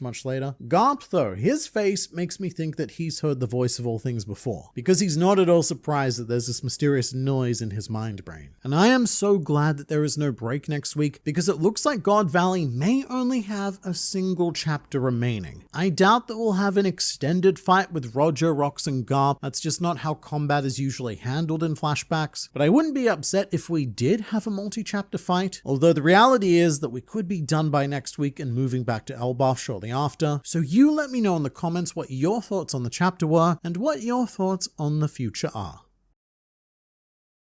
Moment of respect to Eris. You can tell that she and Xebec have a special bond. She started crying when Demon Xebec pulled up because she deducted that Xebec lost and apologized for forcing him to fight Emu when he wasn't ready yet. Xebec really gave up on his ambition and goal to beat Emu just to save his family. Davy D. Xebec, you might not be long for this world, but you, good sir, have earned all our respects. That he has, and Eris's reaction here is very important, because it tells us that she has some understanding of what Domy Reversy is, or at the very least that this outcome, the big scary demon husband, was not unexpected. Everyone else, like, your Rogers and your Garps, they're all like, mate, Xebec, what's wrong? And they're all surprised that Rox is suddenly a hulking demon, but Eris is looking at him knowingly, and she shed a couple of tears because Eris knew that her Rox was gone, and her attention was immediately focused onto Teach, because the dream that was living within Rox was also gone, but it was not dead. It was passed on to Teach. But what this means is that there is a very extensive history that was preserved throughout these last 800 years, because it's not just the poneglyphs that tell the true history. There was probably at least some sort of oral tradition passed down through the Davy Clan, and that could make Blackbeard a very valuable individual to us in the modern day, because in theory, he is the only person on the planet who knows this history as the last known representative of the Davy Clan.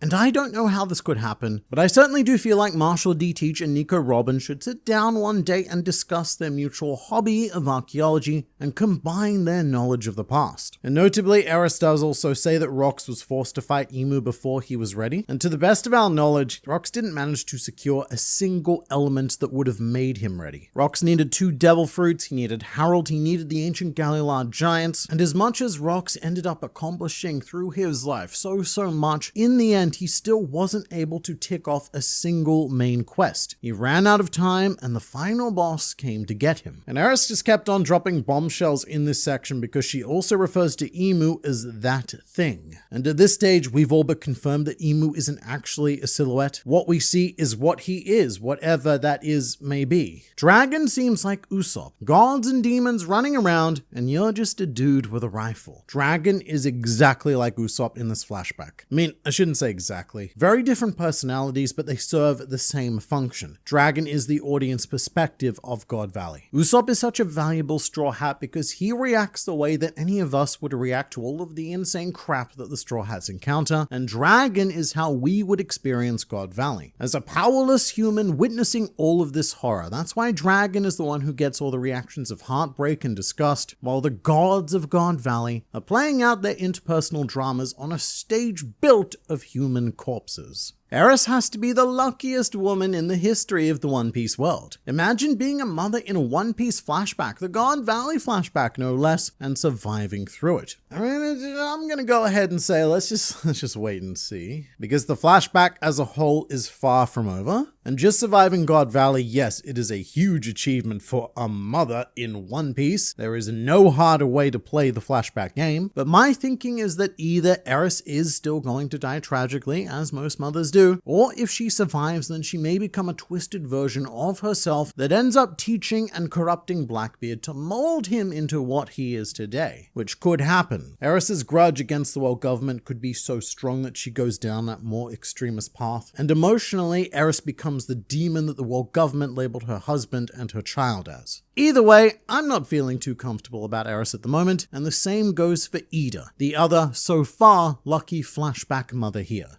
I'm 100% sure at this point that the phrase Blackbeard said, "people's dreams don't ever end," is something his mother told him before dying. I love that. Perfect. No notes. And it seems especially likely after Emu in this chapter ordered Rox to end Davy's dream, and Eris seems to know just as much about the lineage of this planet as Rox did. So she would understand and really hammer home the importance of dreams, which may be quite tragic in its own way if Blackbeard literally cannot sleep. Cursed to be unable to dream, whilst also being expected to carry on the dreams of his ancestors. Big Mom still looking after Kaido is so heartwarming. That's something I forgot to mention in the review video. I pointed out how odd it was that Big Mom didn't realize that Rox was being controlled, but that may have been because of Kaido. Lin does consider Kaido to be her little brother. Whether Kaido agrees with that designation or not, well, we don't know. But seeing her little brother being attacked by Rox definitely could have sent Lin into a less than sound mental arena, and this is also likely what prompts Kaido to leave and go off on his own. Because if even Captain Rox, the man I respected ever so much, can come for my life, then who can it is that Kaido trust? Didn't say that right. I'm not re-recording it. And it doesn't even necessarily matter if Kaido knew that Rox was being controlled or not, because the point is that at any point in time, this here dark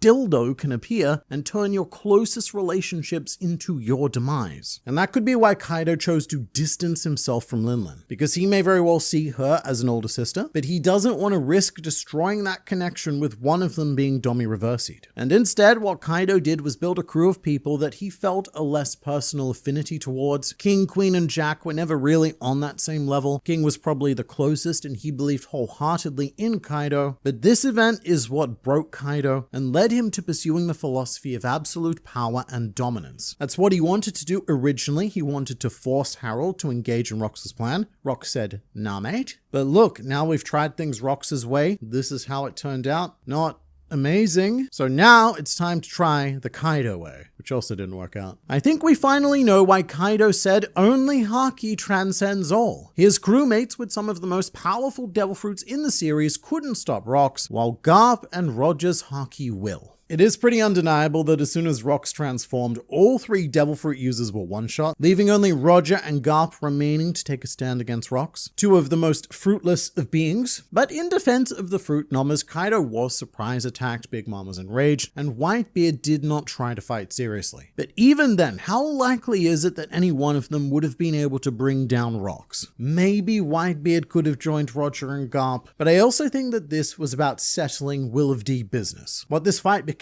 was a very family matter. However, to Kaido's point, to date, the only effective counter we have seen to Imu's abilities has been Haki. Joy Boy's leftover Haki was able to banish the teleported elders back to Marijois, and it was only through Conqueror's Haki that Scopa was able to deal a slightly more lasting wound to Saint Summers. So Kaido could be referring to that. At the very top of this world, there is no devil fruit that can deal with these powers, hence his relentless focus on Haki. Because if everything had gone to plan for Kaido in this world had started a nice big war, then he knew that he would have encountered the Holy Knights, the Elders, and Imu at some point. So he needs to focus on that Haki. Plus, what good did eating in Devil Fruit ultimately do Kaido? He got to fly around as a dragon for a bit, that was fun, but then he immediately got put in his place by a higher power. If both Davy and Joy Boy's representatives are needed to beat Imu, this is probably what Roger learned on Laugh Tale. He knew who Imu was, knew he was too early because Blackbeard was still a child, and may have laughed in sadness because he finally understood Rox's goals. Potentially, I'm not sure, it does go a bit deeper than that, because if this idea is correct, then it implies that Roger somehow knew that Teach was alive, and that might be knowledge that Rox uses the voice of all things to impart before leaving this world. But it also makes the assumption that Roger was the one who inherited the will of Joy Boy, at least at this time, and that is a pretty big assumption at this stage. Roger definitely went after the same level of freedom and adventure that Joy Boy wanted, and he clearly idolized the Joy Boy, but that doesn't necessarily make Roger the chosen emissary of fate. And I also don't think that Roger believed he was either, as when he heard the Sea King speaking, they were talking about the birth of two sovereigns, one of which is implied to be Shirahoshi, and if you know the history of the Void Century, then it's not a leap to assume that the other would be the representative of Joy Boy arriving to fulfill their promise. So Roger eavesdropped his way into moist spoilers that it wasn't gonna be him, he wasn't the dude, and due to his illness he wouldn't even survive long enough to see who it would be. The best he could do was have a son as quickly as possible in the hopes that Ace would inherit the will of Joy Boy and be the person to bring about the dawn of the world. And that, well, that didn't work out very well either. Imu's cowardice is my favorite part about his character. He is so afraid of losing power, it's crazy the lengths he goes, evil at its purest forms. I'm not sure if cowardice is the right word, but I do think I get what you're saying. As when I look at Emu, I do get some distinct flashes of Spandams and Orochis present within him. And this is a weird thing to say about a being who is almost 1,000 years old at least, but Emu lacks maturity. And this has been noted ever since Emu's first line of dialogue, but in Japanese, Emu tends to sound like a child. Something that gets lost in the official English translation, for example, is Emu's choice of pronoun. In English, they have him saying I and me, speaking fairly normally, but in Japanese, Emu uses a made-up pronoun mu, and so he refers to himself in this cutesy third-person kind of way. So instead of this scene where he says my world is incomplete, the more literal Japanese has Emu saying Mu's world is still incomplete. And because I suppose Emu is this all-powerful being, he's either never really had to grow up and mature because he's never had many obstacles to overcome, or he's regressed over the last 800 years to this more childlike mentality of always getting what he wants and throwing a tantrum at the slightest sign of inconvenience. Which does tend to be how Oda portrays the more sickening evils in One Piece. I mentioned Spandam and Orochi before, but most of the world nobles also act exactly like this. Man on the internet, the God Valley incident cannot end yet. We haven't seen the rest of the Holy Knight's devil fruits and their introductions. I think we're a bit beyond that now. We have Roger and Garp fighting rocks as we speak, so I doubt that Oda's gonna dedicate a chapter to focusing on introducing the unknown Holy Knights. Because it's not an escalation, we would be going backwards in terms of stakes. You can't offer me a demon rocks and then try to pretend that the disgruntled man-mare chick is some sort of sudden threat that needs to be dealt with. I mean, there might be more with them. Oda might decide to introduce a couple in a panel here and there. But really, these Holy Knights, they're not hugely important. Many of them might not even be the modern day Holy Knights, which means that we can kind of forget them to history and answer questions about them in SBS segments. Or if they still are Holy Knights to this very day, then Oda doesn't need to blow his load and reveal their powers here, because we've got to keep something interesting for their appearance later on. I just realized that Doflamingo's ability to control others is like a pseudo Domy Reversy and or some crazy coincidence. It's definitely not a crazy coincidence. It is in fact a motif of the world nobles. What they represent is the antithesis to freedom, so everything about them is focused on controlling others. The weaker Charlos level world nobles do this through chains, Doflamingo did it through strings, the Five Elders do it through political influence, and Emu has Domy Reversy. With Doflamingo though, just like Domy Reversy, his strings are more effective on those who do not have a strong enough will to resist it. There's a reason why we saw Doflamingo endlessly abuse someone like Bellamy, but he never even tried to use this ability on Luffy or Law. And Doflamingo's need for control extends far beyond puppeteering because his ultimate move was of course the birdcage, a technique to trap anyone on any given island and provide Doflamingo with complete domain over his own little world. That's a small scale version of what Emu appears to have done with the entire planet, flooding it to give him that stranglehold of control. And when Luffy beat Doflamingo, one of the last things that he said is that Doflamingo's actions were suffocating him. Luffy at this point needed to experience the air of freedom once more, and he'll very potentially say something similar to Emu when breaking his grasp on the world as well. Shout out to my boy Dragron, beating the allegation of always just sitting and never doing anything. Yeah, good on him. Although this probably isn't the right chapter to celebrate those specific words, because in this chapter all he does is sit around and do nothing except for wallowing in despair.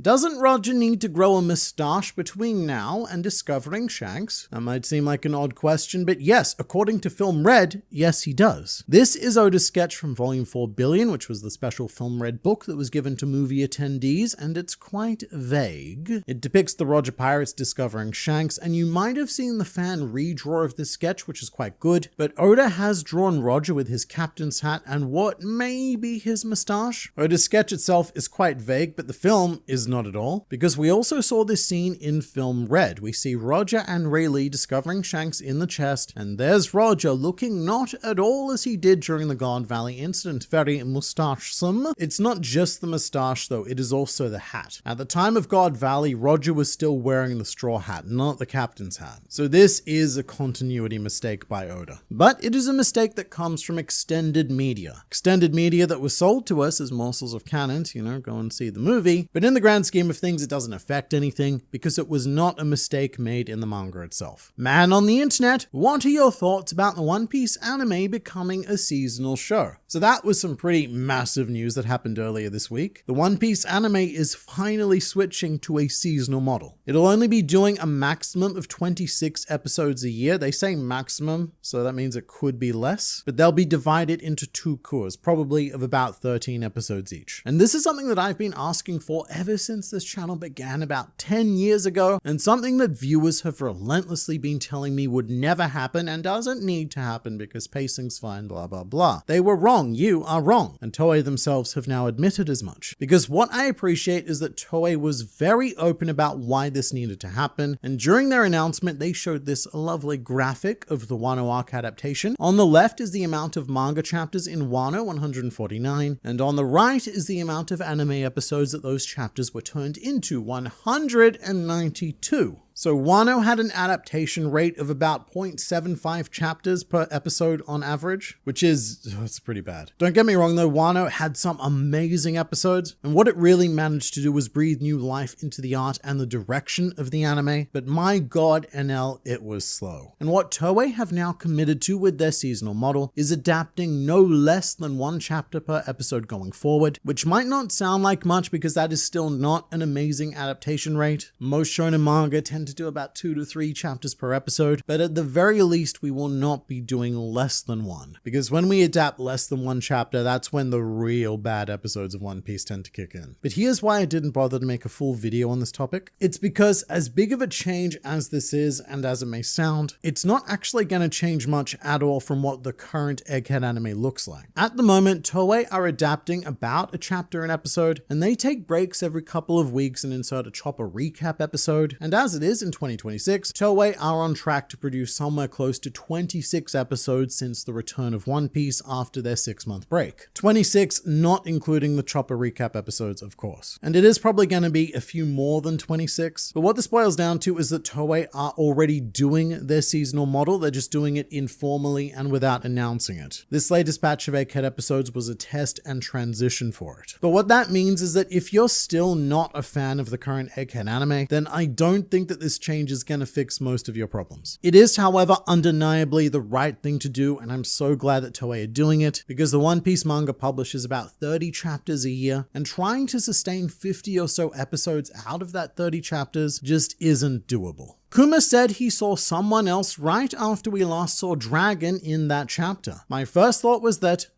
was how they met. So the more I look at this page, the more I hope this is true. We do see Dragon on the floor, and then we see Kuma noticing someone in the forest, which could mean that Kuma saw Dragon. At this point, that person could be anyone, and with the full context of the chapter, it seems like Kuma may have seen Eris and Teach running away, but just imagine if it was Dragon, because he's collapsed on the ground in the same position as Luffy was before Kuma popped him away from Sabari, and just imagine if Kuma did the same thing to Dragon. In Dragon's darkest moment, in comes Kuma to pop Dragon away to another island, saving both father and son. And of course, Kuma was only able to do this because earlier on, Dragon had saved him. That is something that I could definitely subscribe to, and until we see Dragon on God Valley again, it will remain my personal headcanon.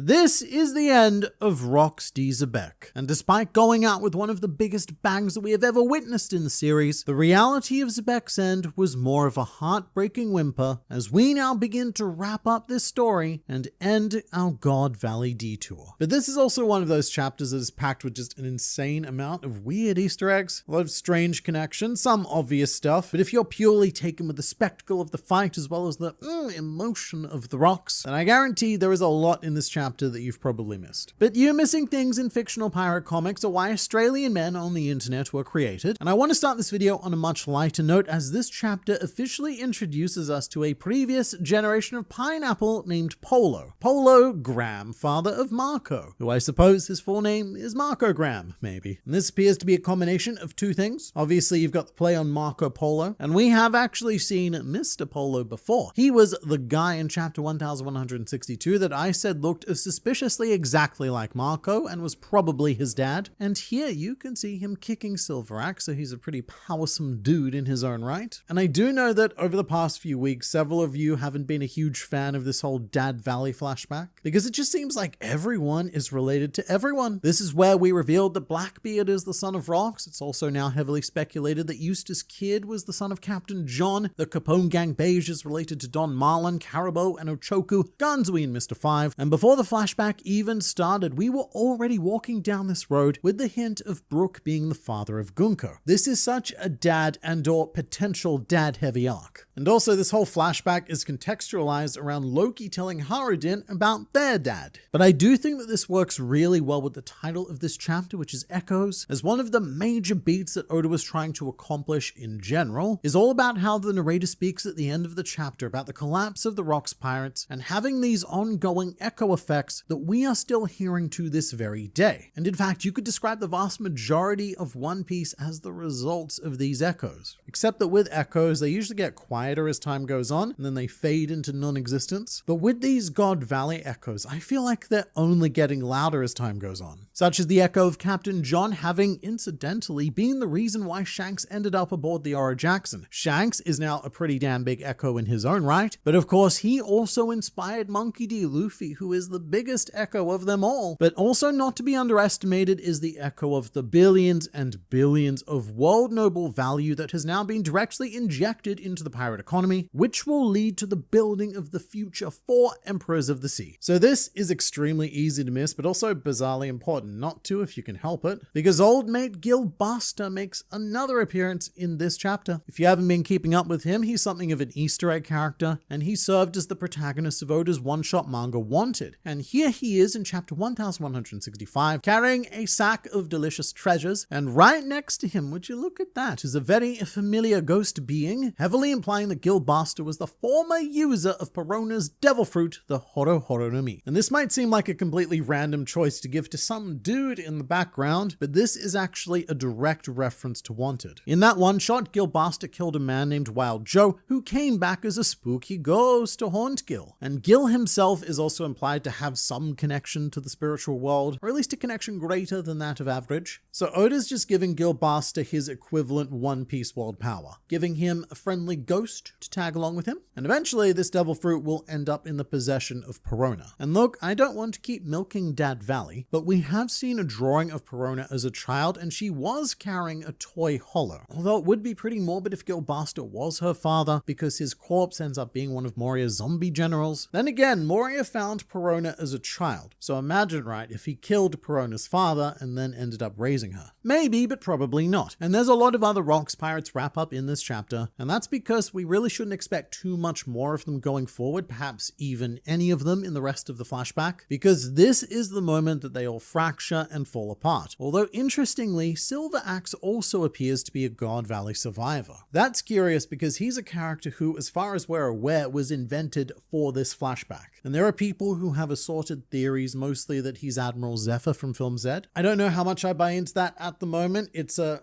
maybe. But Silver Axe is also one of the few members of the Rocks Pirates who we do not know the fate of. And if it's not depicted in the manga, then this is a guaranteed SBS question in the future. We must know. But each of them are adopting the Fleetwood Mac strategy of go your own way with their own acquired treasures, even Stussy. And I imagine that she will be putting her treasure to use to fund her scientific endeavors, which would go on to lead to Mads and eventually Stussy cloning herself. Ganzui, he's also here. He's also fine. Doesn't really seem like anyone took any serious damage on God Valley, with the key exceptions of Rox D. Xebec and the almost 100,000 citizens who were slaughtered. And that takes us to Mr. Monkey D. Dragon. And I'm somewhat surprised to see the dragon is still on God Valley. There was a lot of talk last week, some of it by me. The dragon may have been popped away by Kuma due to the juxtaposition of certain panels. But no, old mate Dragon, he's still here, and he is doing everything he can to accomplish just some good in this event. It's like what Emporio Ivankov said to Kuma. If they have just one survivor, then they've won. Except that from Dragon's perspective, he hasn't even managed to save a single person yet. And in this desperation, he's gone and threatened the life of his superior officer, and I love what Dragon's doing here, especially as the citizens watch. But mate, it is getting real difficult to see how Dragon gets out of this. And I don't have a whole lot of hope for anyone that he does manage to rescue either, because surely Imu Saturn would just order that the ship be destroyed in the same way that Sakazuki did with the vessel containing the scholars during the Ohara incident. So we thought that Dragon may have been at his lowest moment in the last chapter. I don't think so. I think the pain is probably far from over for him. And overlooking everything is this shot of Imu still possessing Saint Saturn, which I think is one of the more horrifying things that Oda has ever drawn. It is beyond creepy, and it looks infinitely scarier than Imu does as a sprawling demon coming out of Saturn's body, in my opinion. Imu's now using Saturn exactly like he's possessing Gunko in the modern day as well, which means that we can probably expect that more sprawling demonic presence emerging again once we get back into things. But the main event of this chapter is of course our long-awaited Roger and Garp team up against a non-consenting Rocksteady Xebec, which I think is fair to say has turned out to be a significantly more heartbreaking encounter than many of us were prepared to dive into prior to this flashback. And it's an interesting fight because it's a bit, how do I say this? It's a bit whiplashy, by which I mean it does feel like a hard-fought, epic, legendary battle, but at the same time, it also happens ever so quickly. In the post-time skip era, One Piece has developed this reputation for having this established time ceiling with difficult battles, like Kuzan and Sakazuki fighting for 10 days, or Jack and the Mink Tribe, which was 5 days, as well as Ace versus Jinbei. Those two fought non-stop for 5 days as well. Or even Luffy versus Cracker. That was an overnight affair. So part of me is feeling that this all happened a bit too quickly for an event of this magnitude, but at the same time, I completely understand. Because in world, you've got the reasoning that this problem needs to be solved as soon as possible, but also from a more meta perspective, the reason why Oda is allowed to get away with saying stuff like Kuzan versus Sakazuki, they fought for 10 whole days, mate, it was legendary. He can only say that because Oda didn't have to draw it and spend half a year publishing just that one fight and bringing the pacing of the series to a complete halt. So instead we do land on this somewhat generic shonen solution where we're going to combine all of the powers we have into a single attack and just hope it works. Before we get there though, this fight does have a series of amazing moments. One of my favorites being that panel where Roger and Garp take off their jackets to face off against rocks. I love that sense of, alright, we need to actually get serious about this. Clothing optional. It reminds me a lot of Chapter 0 when Golden Lion Shiki invaded Marineford and he was met by Garp and Sengoku who did the exact same thing. Clothes off, boys. They immediately tossed their coats to the side like world-class aura farming strippers. And Garp is a big highlight for me during this clash because he is evoking some pretty serious Luffy. In particular, this punch straight into the nose of rocks, mate, that is such a Luffy maneuver, as Luffy almost iconically generally aims for the center of the face, with one of the more outstanding examples being smacking Kaido in Gear 5th, which actually went straight through his face. And that might not seem like it's worth lingering on, it's a punch, etc., but it emphasizes the straightforward nature of the monkey family, or at least Luffy and Garp. There's very little tactical thinking,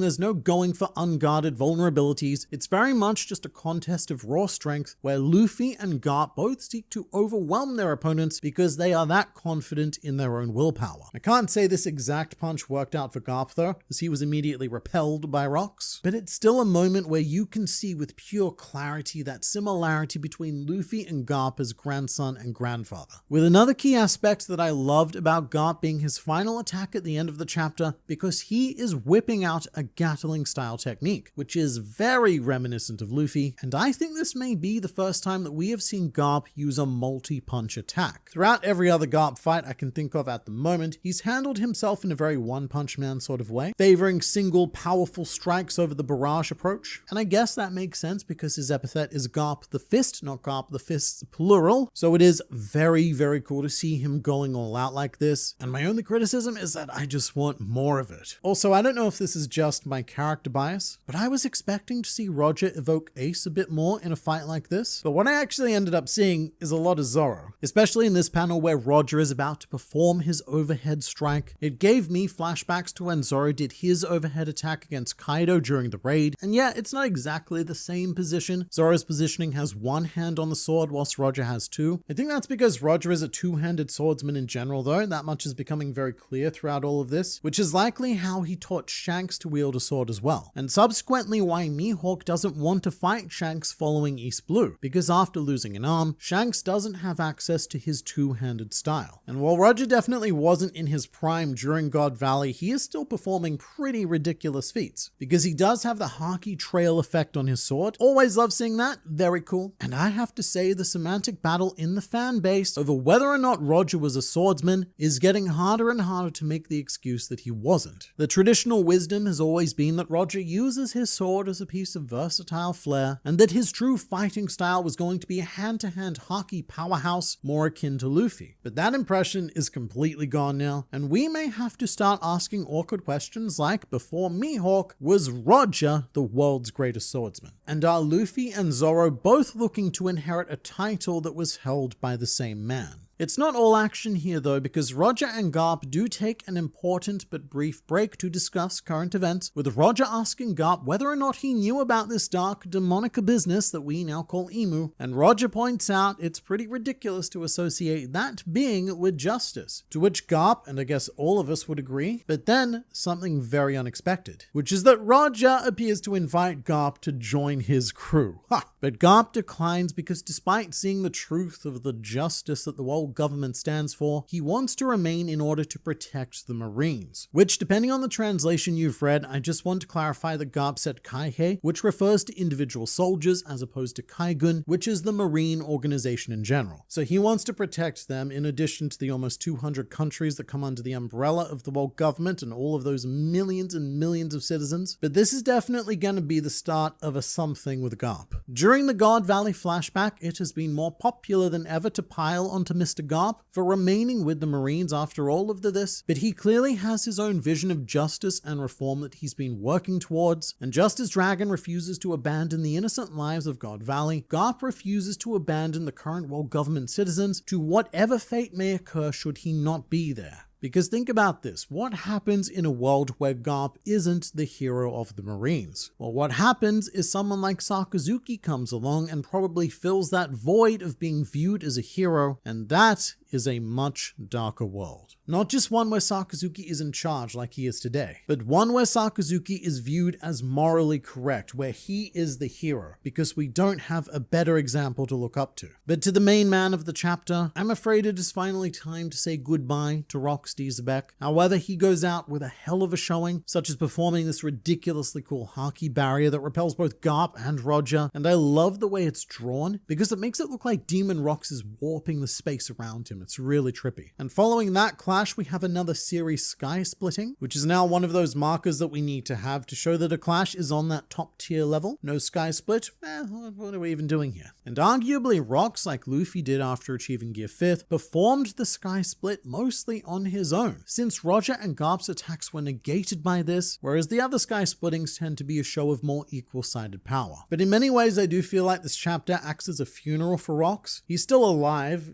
technically, but he's gone. And we even have Roger delivering a tearsome eulogy, one where he claims to understand Rox's regrets, hinting that Roger may have known Rox's dreams and ambition, at the very least on a basic level, and this event could be what inspires Roger to really lock in and set sail to find the end of the New World and the Poneglyphs and Laugh Tale after that. In this flashback, what we've seen is a much more playful and less mission-driven Roger, if mission-driven at all. It's mostly been a romantic comedy with Shakky, but that could all change with Roger in some way inheriting the will of Rox and taking that to Lodestar Island, Laugh Tale, and ultimately the execution platform in Logtown. Roger could partially be doing all of that to make sure that Rox's dream, to make sure that Davy's dream is one day realized. And the panel that I hate most in this chapter is that one of Rox crying in his demon form. I don't hate it because it's bad, I hate it because it makes me feel bad feelings. I am personally devastated for this to be how Rox Xebec ended his time in this world. It's definitely not your classic Will of D death either. In fact, Rox may go down as the only known D Clan member to have died without a smile on his face. It's heartbreaking, and this, with the reaction of Roger, is how I can tell that we are not done with the Rox Xebec story just yet, because there is a connection between Rox and Roger that has gone entirely unexplored. This rivalry, this tension, this respect that they've shown each other all throughout the flashback, it has to originate from somewhere. And due to the nature of how One Piece functions, once we do understand that context, potentially after seeing a Roger flashback where we delve into his even younger years, I would bet that this scene of Rox tearing up and Roger tearing up is going to hit so much harder than it already does. Because right now, we don't know what the relationship is between Roger and Rox. They could have been childhood friends for all we know. They're definitely not strangers at any point during this flashback, and so that context is almost certainly going to come back and hit us square in the emotional nutsack all over again. And while this chapter does seem like a conclusive full stop to God Valley, it also does end on a rather vague visual note as we pan away from Demon Rocks, we pan away from God Valley, and it does leave his exact fate still somewhat up in the air. And it certainly doesn't give away the solution to expelling Imu's influence in the modern day, so Oda's making sure to keep some mysteries going here. But you let me know what you thought of the probable conclusion of God Valley in the comments below.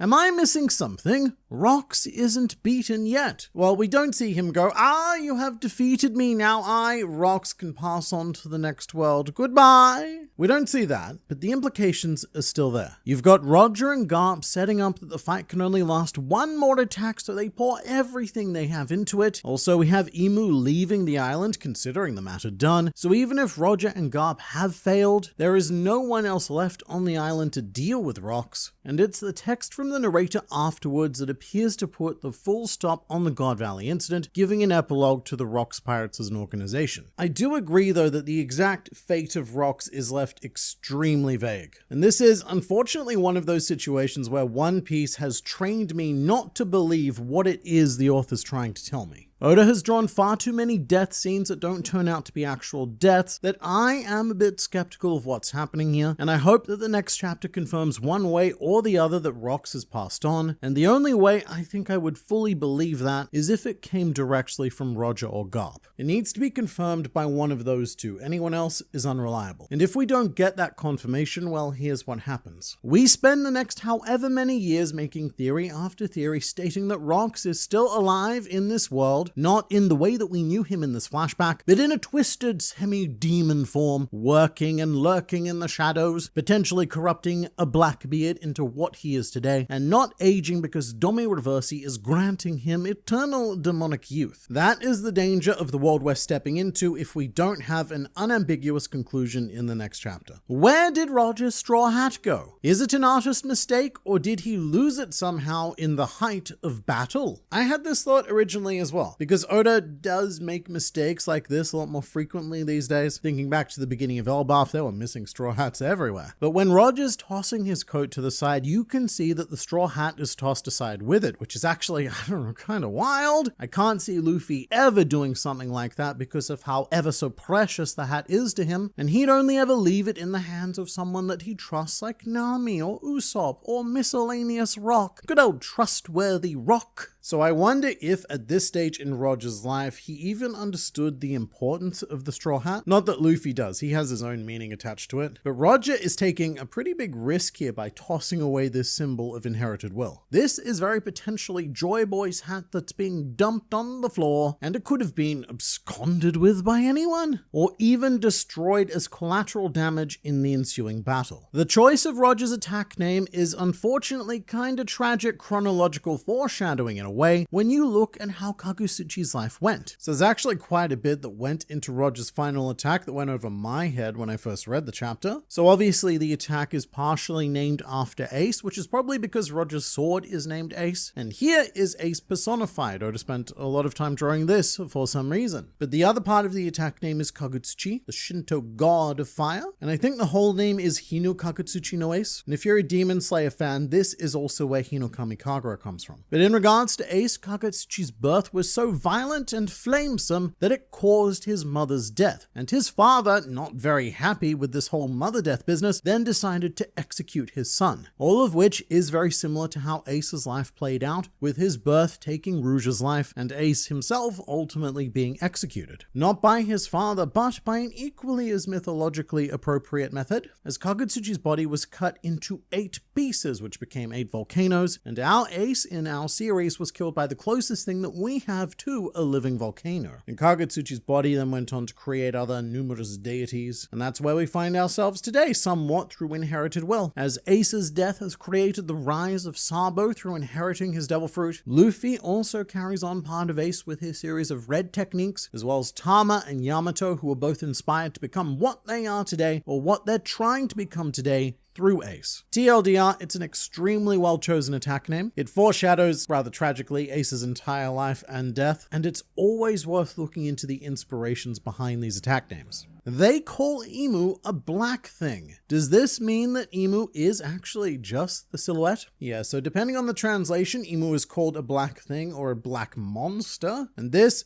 is a surprisingly important line. I think that we as readers have mostly come to the conclusion that what we're seeing is not a silhouette. What we see is what we get, and what we get is it's sort of like this. And this is the in-world confirmation of that. It is not a stylistic choice by Oda to hide the design of Emu, and what we see is exactly what everyone else sees. I really need to know what the multiplier effect is on Domy Reversy, because the implication of that fight is crazy to me. So Domy Reversy does flat out just make you more powerful. It's a very flat shonen power up, and I think that it grants colossal strength because the price to gain that strength is so high, that price being your freedom. And freedom is the core of One Piece. It is what, in one way or another, everyone is either fighting for or against, but the multiplier here could be rather simple, and you could judge it by the physical scale of rocks. As in, he's 2 or 3 times as big in Domy Reversy as he was in his original form, so he could be 2 or 3 times as powerful. My guess would be no more than 2 though, because Roger and Garp together, they were still able to actually overcome him. And in his base form, this is coming from no substance, this is coming purely from feels, but I feels that Roger or Garp would be able to at least equal rocks in his base form, that all 3 of them were roughly on the same level. So if it does take the combined maximum powers of both a Roger and a Garp, then until shown otherwise, I'd say it is a 100% increase in power, a double up. You didn't mention Garp and Rayleigh going back to the island. That's my mistake. Garp and Rayleigh went back to the island.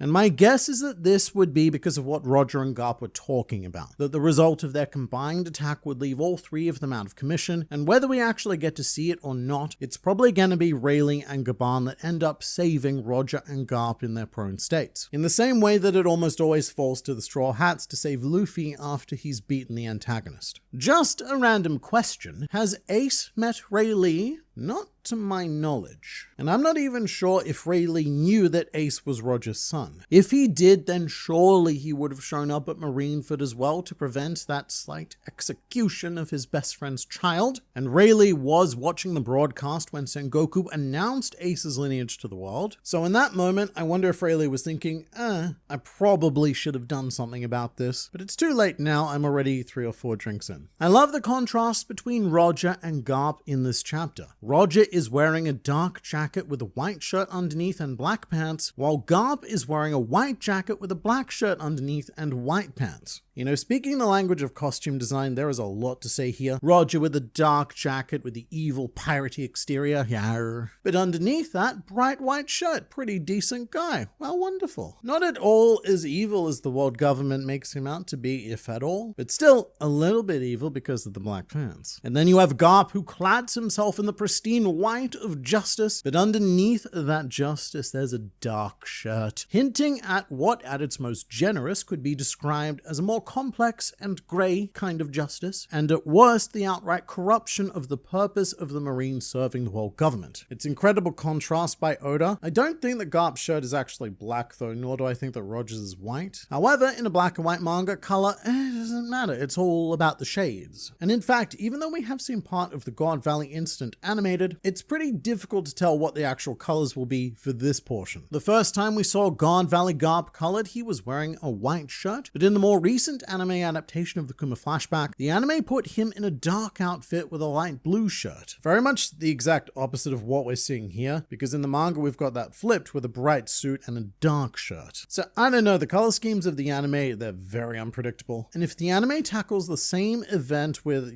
gaps of years in between, often the colors end up changing as well, because they just bank on everyone having forgotten about what they did before. I guess we'll find out when, I actually don't know when. With the new seasonal model of the One Piece anime, God Valley is looking more like it'll be animated in 2027, and the 2026 series will probably end with Emu possessing Gunko. I swear if Graham is actually just Marco before he dies and resurrects with the Phoenix Fruit power, I will do a backflip, lol. I won't because I'm physically inadequate, but if you send me a video of you doing the backflip, I'll put it in one of these videos. However, to the substance, this is far from the stupidest idea in the world. Marco does have the powers of a mythical phoenix, and in addition to the aura farming flames, a phoenix is very well known for being an immortal burb that regenerates and or reincarnates, rising from the ashes of its predecessor. So what could be happening here is more of a Doctor Who situation, where it is possible for the Doctor to die, but then what happens is that he just regenerates into a new form. So they're the same person but different. And it's not too far from other fruits that already exist. I guess I'm mainly thinking of Brook here, who had the power to effectively come back to life. So we could be looking at a previous incarnation of Marco, hence why Mr. Graham Polo looks exactly the same. But then again, parents in One Piece, they do tend to look exactly the same as their kids regardless. I doubt Moria raised Perona. She was very eager to take the treasure and run away in Thriller Park, and we know she gets attached to people thanks to the time skip. Taking the treasure and leaving your father figure doesn't add up. So Perona was very quick to abandon Moria, but she was also equally as quick to rush to his aid after reading about him in a newspaper. And Perona definitely spent a good chunk of her childhood with Moria. We saw her with Moria recruiting Hogback, which was 10 years ago, making Perona 15 at the time, but Moria would have found her much earlier, as in the SBS of Volume 82. Oda stated that Perona loves Moria like a parent, and that he'd found her when she was still a child and raised her. So whether he did a good job or not, that is another question, but Moria did raise Perona.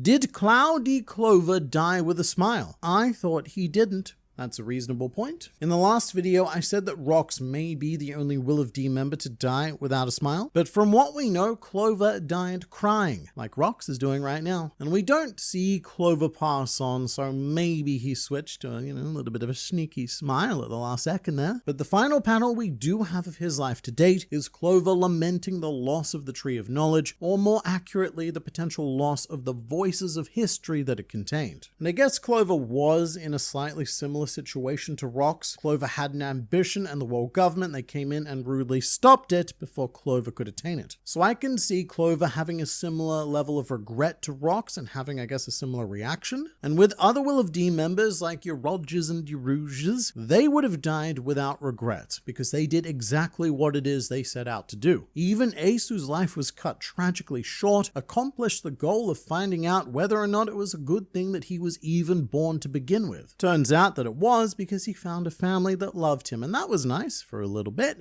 And also characters like Odin, who aren't Will of D members that we know of, but they're like D adjacent. He died with a big smile on his face with the satisfaction of knowing exactly what would come one day, so there were no regrets with him either. So there could be a whole flip side to the Will of D that we've not really explored yet, where depending on how their lives went, they either die with a smile or they die in tears. I don't know if I'm a fan of so many devil fruits being reused. I'm fine with seeing a few of them in the past, but I also want to see some new powers. At least make the user use them in a slightly different way. Seeing two people use booger bombs is just a little bit boring. I'm somewhat with you on Gansui. I would have liked to have seen a bit more than just the Booger Bomb. But generally, I'm in the opposite camp. I am a huge fan of seeing all of these legacy fruits popping up. And I have seen a fair few comments here and there with stuff like, Oda's being lazy and he cannot be bothered to come up with new fruits. But I do think that misses the entire point of using them specifically within this crew. God Valley is the event that we are still hearing and feeling the echoes of to this very day. And I really like that one of the ways that those echoes exist exist are through the continued use of the devil fruits of the departed Rocks pirates in the hands of more or less prominent characters. More in the case of Perona, less in the case of Mr. Five. And we already know that most of the Rocks pirates die. We even know where a ton of their bodies end up. So to me, it makes so much more sense to give them devil fruits that we already know about, fruits that we can track through history to the present day, rather than giving them new fruits and then asking the question of where did all of these ridiculous powers end up. Kinda wish there was more to the fight. Can't wait to see the anime version. Well, I do think you're in luck there, because the anime have been doing pretty damn well with extending fights. Stuff that only gets a few panels in the manga get turned into these wonderful spectacle showpieces. Because Toei can only adapt a single chapter per episode, they've been going out of their way to invest in these scenes, and I do think it's at a point where if you're mainly interested in One Piece for the action, then the anime probably is the superior experience. Because as time goes on, Oda has moved away from the battle manga genre, and he seems much more interested in the adventure and the lore aspects of the world, as well as the relationships between his characters. Not just meaning romantic-y stuff like a Shakky and Rayleigh, but diving into the friendship of Rocks and Harold and really building that. And action just isn't front and center in One Piece like it used to be, and often I do think that Oda sees action as a hindrance to telling the story. The idea that to really flesh out this battle, I've got to spend multiple chapters on a fight, rather than just pushing forward and getting to the end of One Piece. However, again, this is where the anime currently excels. I reckon that God Valley in the anime will be packed full of extra clashes and extended versions of what we've already seen, but as I said before, that is something that we are unlikely to see until 2027. Internet man, have you noticed that we have a lot of horned characters but no explanation about it? Kaido, Yamato, Magellan, Who's Who, etc. What if they are all descendants of people who Imu turned into demons?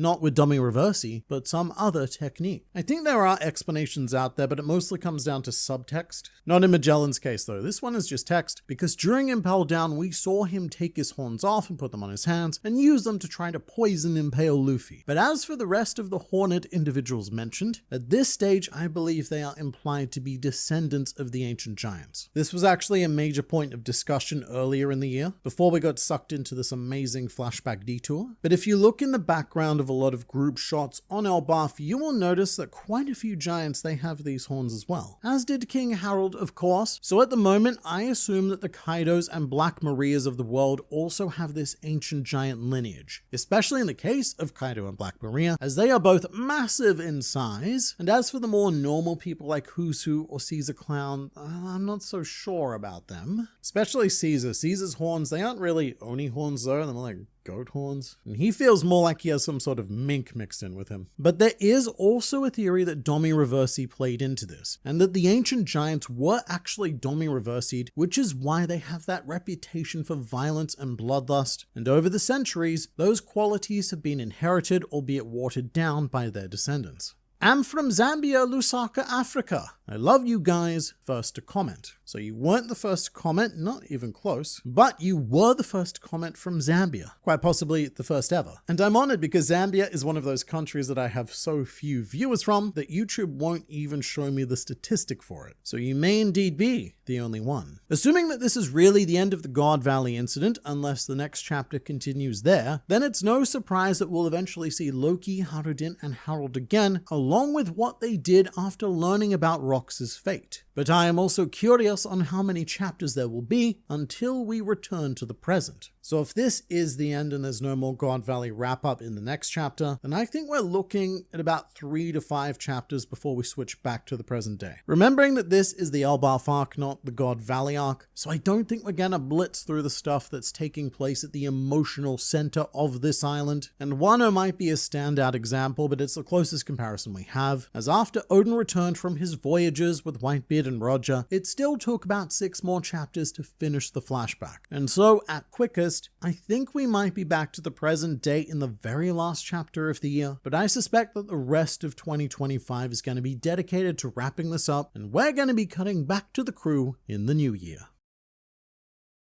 Saint Figarland Garling has just become one of the most hated men in all of One Piece. God Valley, it is over, Xebec is no more, and his death is causing King Harold to spiral into the madness of offering himself up as a slave of the world government. This is a big one, mate. So much to get into. And first up, I'm personally really glad that we had this chapter to close off the God Valley incident. It was very possible that it could have concluded at the end of the last chapter on that sort of cliffhangery moment. But this is the final saga, man. We are in wrap-up mode, and so we now get to see the death of Rox Xebec. Roger and Garp are down. They're unconscious because they did a really big thing and hit the hockey really hard and all that. And we cut to Rox regaining himself ever so briefly. And then Oda gives us this very cool perspective shot of the three holy knights, a Garling, a Summers, and a Maffy. And we see them upside down because that is how Rox is looking at them. It might seem pretty pointless to linger on that very sort of basic creativity, if you can call it that, but it's very rare in One Piece that Oda uses a perspective shot. He tends to prefer framing things from the outside in, and I think it is a very effective way to portray Rox's final moments, because allowing the readers to step into his perspective allows us to confirm that there is no longer any demonic presence. Rox right here is as human as you or I. And that's why the three Holy Knight figures are so imposing. We know that these guys aren't really a big deal compared to the true heavy hitters, but having been reduced to the state of a defenseless human, you can really feel the horror of their oppressive energy. And this was a really good death scene. Oda has this tendency to go real big and explosive with death scenes, going out with a bang, very literally like Pell, Pedro, Pagaya, all of the will of P, regardless of whether they die or not. We still get the bang, but Rox went out with a whimper. It's not at all what you would have expected of one of history's most powerful pirates, and I love that Rox's last words were more or less the same as Ace's last words. They both wanted to say thank you before they departed. Rox thanks Roger and Garp for stopping him, and he also expressed his desire to have Roger and Garp escape this situation, which not quite sure how they do. We just cut to them being carried away by Scopogaban and Rayleigh, but they were right there. So you do need to ask, why didn't Garland kill them as well? I guess it doesn't matter too much for now. What I'm more taken in by is the brotherhood between the Gold, the Monkey, and the Davy, and I hope that at some point in the future, we have a scene of all three of them together as rookies and explore the connection that these D-wielders have with one another, because they all clearly know so much more about their shared heritage than, say, Luffy does, who knows nothing. Now, Garling, how do I put this? He's a complete shower of shit in this chapter. He's the one who took the finishing blow on Rox. And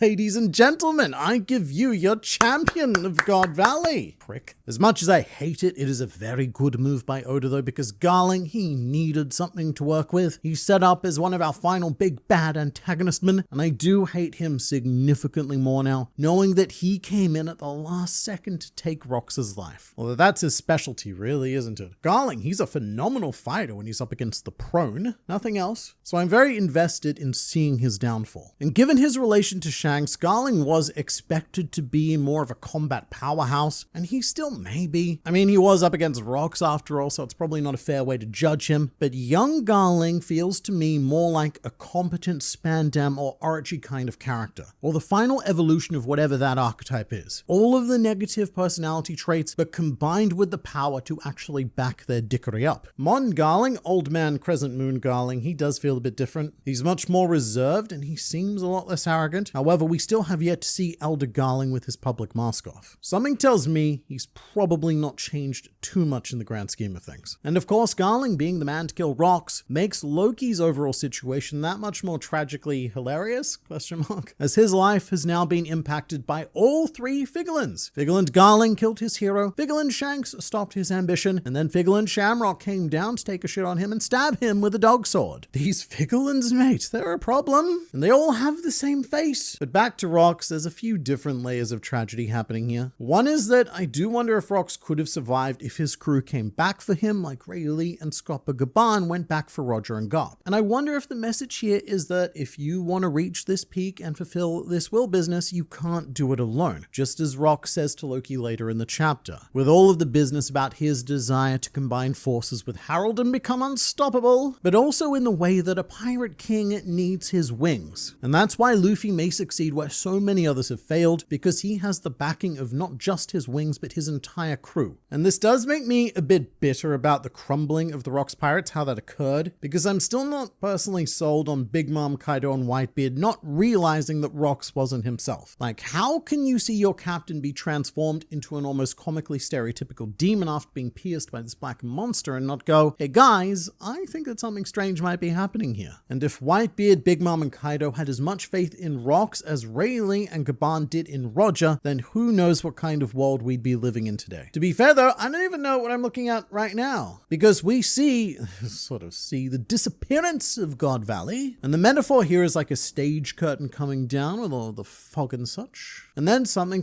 divine punishment. And this does not appear to be a use of the ancient weapon Uranus, which I don't think they could use even if they wanted to, due to not having Vegapunk's homebrew Mother Flame back then. It doesn't look quite as efficient as a racing Lulusia, or like it's capable of pushing the land down and raising the sea levels. And it may be that God Valley had a remnant left over like Ohara. Ohara is still kind of there, there's just nothing there. And it definitely adds a lot more to the theory that Thriller Bark is actually the remnants of God Valley. What we're facing is the very real possibility that this is an extension of Imu's power as a potential sea and or rain god. It's been referred to as both, depending on whether we're talking about Elbaf or Shandora. But this is quite the 2 pages. I really like these 2 pages because it closes a curtain, but it also opens up a curtain of the 9 story threads that come together to form the one piece we have today. This is the end of the era of rocks, but it's also the beginning of the era of Roger, as well as planting major seeds for the great age of piracy after Roger, with Baby Shanks, Kuma, Ivankov, Dragon, and Teach on the left-hand side. And the way that Oda drew everyone, it's almost in order of age, because he goes Garp, Roger, Whitebeard, Big Mom, Dragon, Kaido, Dragon, and all of those are perfectly in order of oldest to youngest. But then in pops Baby Shanks, and we've ruined the whole thing. Although how could you ever accuse Baby Shanks of ruining anything, especially when we have these 2 pages next up covering the Roger Pirates? And these 2 pages, shockingly familiar, and that's because we've seen them both before, as Oda redrew the famous sketch of the Roger Pirates opening a chest to discover Baby Shanks, and this was done as part of the special volume that was given to film Red attendees. And it's pretty incredible to see this page finally realized. I'm really glad that Oda decided to plonk it in with more or less no changes. There's a few. One big change on this page is that Roger has his mustache and captain's hat, which is a continuity issue that we've covered before. But what we haven't covered before is that a lot of the first page of this Roger section is also a redraw. The film Red book came with 2 pages depicting the aftermath of God Valley, the first being the Otter Jackson sailing away from the island, Roger greeting his crew crowded around some treasure, like it's Pirate Christmas. This chapter even has the same dialogue in Japanese as the original sketch did, and there are a couple of major changes here, of course, one of which is that Roger was also originally depicted with his mustache and captain's hat. Oda also added Shakky and Rayleigh, and took the God Valley Island out completely and replaced it with a panel of Roger exiting his room. But because these were pages that we saw all of the way back in 2022, even though they're new to the actual manga, this whole section felt triply nostalgic to me. And we then cut to the birth of Garp the hero, as we are told the headline spread by Big News Morgans, and we know it's him because we see a whole legion of his news crews leaving an island that looks quite ornate, and like Oda spent a fair bit of time designing it. I don't recognize it, and if you do, you know the drill, let me know what it is in the comments. But we also see 2 other locations reacting to this news, and one of them looks somewhat similar to the Rommel Kingdom because it has the big Ben-like structure in the middle, the Rommel Kingdom being where the legend of Hakuba was born. It might not be that though, other islands are allowed to have their own phallic clocks. But either way, Garp, mate, he is furious about his new status in life, and it looks like Morgans did cut a deal with the world government, and luckily for Garp, he is their only option for a smooth story. Lucky because he did punch Imu in the face, or what we think is a face, on God Valley, and also lucky because it allows him to get away with what he's about to do next with Dragon. But before that, we do have a difficult conversation between Garp and Sengoku, which boils down to, yes, the world government, it does horrible things, but there's not a single action we can take from the bottom of the hierarchy. This is Sengoku's ideology, and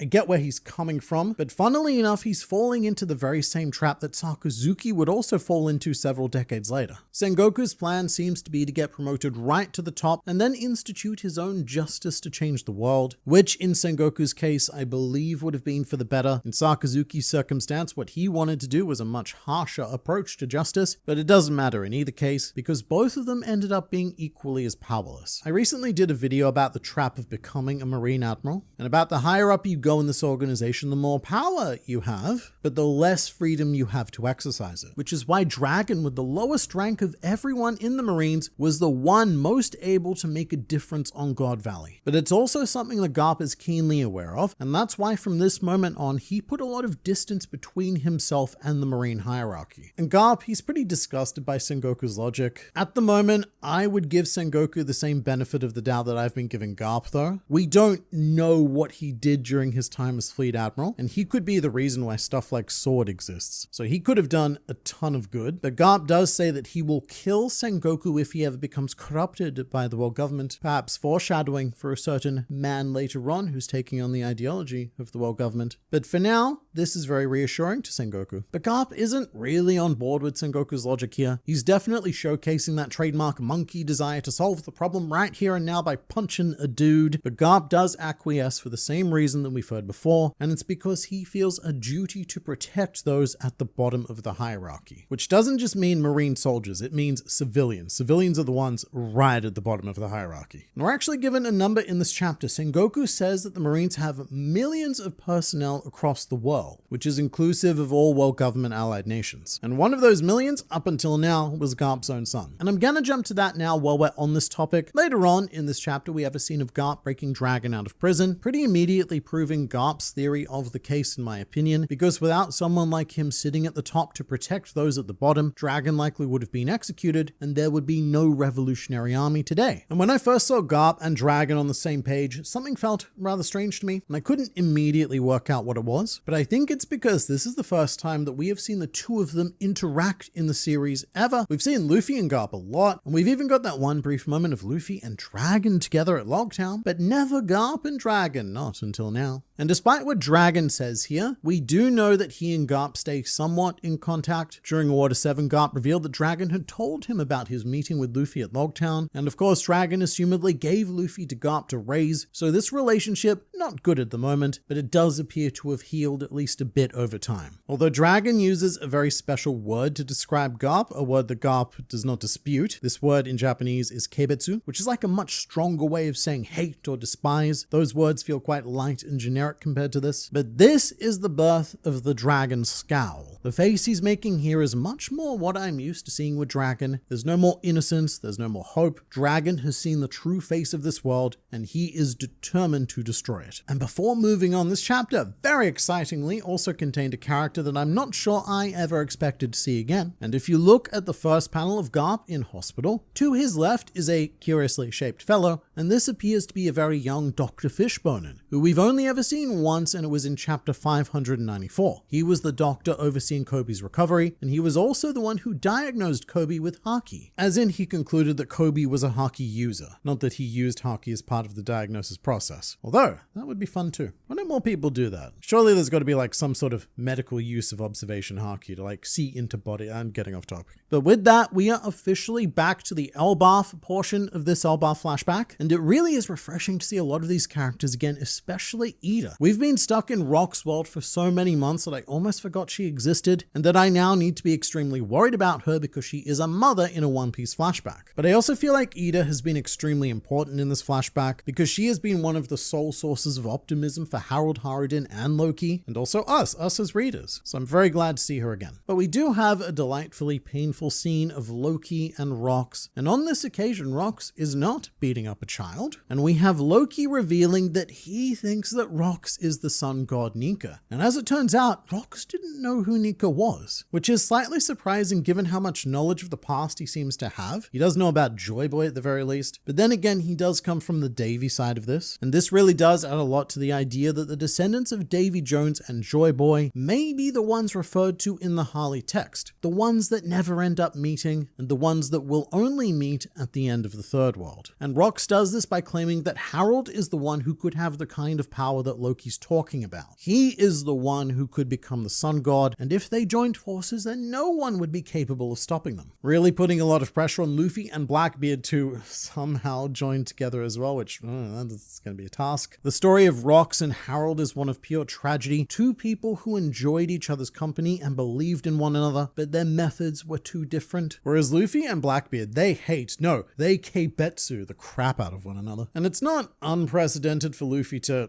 get over that and work with someone like he did with Gangsta Gastino. But I guess we have a very interesting future to look forward to with that question. And at the very least, I think this should inform Loki's willingness to work with Luffy because he understands the tragedy of not combining forces, and once he sees Luffy's Gear 5th abilities, Loki may renounce his sun god role and take up the role that Rox was playing in order to support about Luffy, the man who is displaying the abilities that Rock said Harold had access to. Because right now it seems like Loki's trying to do both. No one will cooperate with him, so he's trying to be both Rox and Harold. And that's working out about as well for him as it did for Rox and Harold. And speaking of Mr. Harold, this is a massive chapter for him as he is entering scary territory right now. We catch up with him mercilessly beating up another giant who was terrorizing some humans, and even the human victims, they're standing there going, oh, that Harold is going too far. And Harold, he's doing the thing it is that I talked about months ago. He is trying to quell the impression of the brutality and fear of the giants by becoming the most brutal and the most feared of all of the giants. He has taken such a sharp turn from a younger, more diplomatic Harold, the man who inspired so many human nations to send food to Elbaf in order to end their famine. But the guy in this chapter, no one's sending food to this guy. And I get that this is still fresh off Rox's death, and Harold, he feels beyond guilty. From his perspective, he let Rox die. Maybe that generational guilt will also play into Loki helping Luffy to not make the same mistake that Father Summer did. But this isn't just a passing raw moment. It has morphed into full-on self-loathing, because Harold, he's saying that he won't forgive crimes committed by giants, and to all of the people watching, it looks like he's talking about the dude he just beat up. But in reality, Harold is actually talking about himself. He now views himself and his race as inherently, look, I don't know if evil is the right word, it might be, but he is blaming the fact that he is a giant for him letting Rox die, which unfortunately gives us exactly what we've been waiting for. As Harold sets sail to Marineford, and on the very same ground that saw the invasion of Golden Lion Shiki as well as the Paramount War, Harold kneels and rips off his horns, begging to atone for the crime that is the existence of the giants. And this is speaking the language of the world government. Buccaneers, for example, have been referred to as people who have committed the crime of existing, as has Nico Robin, the Will of D, and so many others. And I really don't like where this is going, because the newspaper articles about Harold, they may be propaganda, but they may also be correct.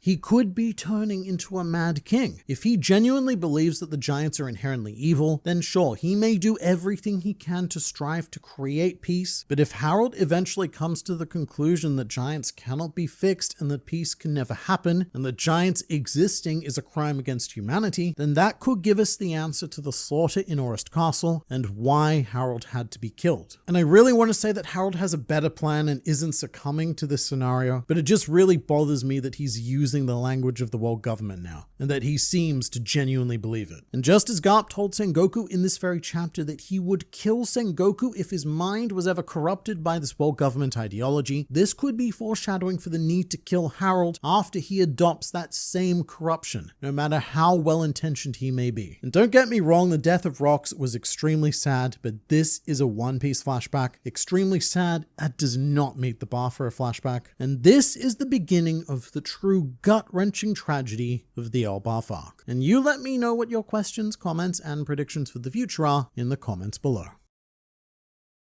All Harold had to say was slave, and Emu's interest was piqued. I mean, he wasn't even there. Harold was saying this at Marineford, and Emu should be nowhere near there. He should be 10 kilometers up the red line sitting on a chair in Marijois. But what this does is very ominously do a bit more to portray Emu as a god of this world, because this juxtaposition implies that he has some sort of omnipotence. Although I have to say that my first thought to this was that it's similar to Sanji's women radar. Emu's slave detection ability is on the same level as Sanji being able to sense a woman in distress. What's that? A slave? Well, I, Emu, shall use it. It's not that Harold wants to be a slave. All I see is a man that's grieving. Look, I am not a fictional psychology, but I see a fair bit more than that. And I agree, he doesn't want to be a slave. It's more so that Harold sees it as the only compensation that can be offered for the crime that is the existence of the giants. Harold is willing to give his freedom, which in the One Piece world is treated as much more valuable than one's life, and Harold is willing to give that for his people. It'll be interesting to see how the official translation handles this, but every translation that I've read so far agrees with Harold's line about atoning for the sins of the giants, and it's very Jesus-esque. The idea that Harold is sacrificing himself to give his people the chance to reconcile with God.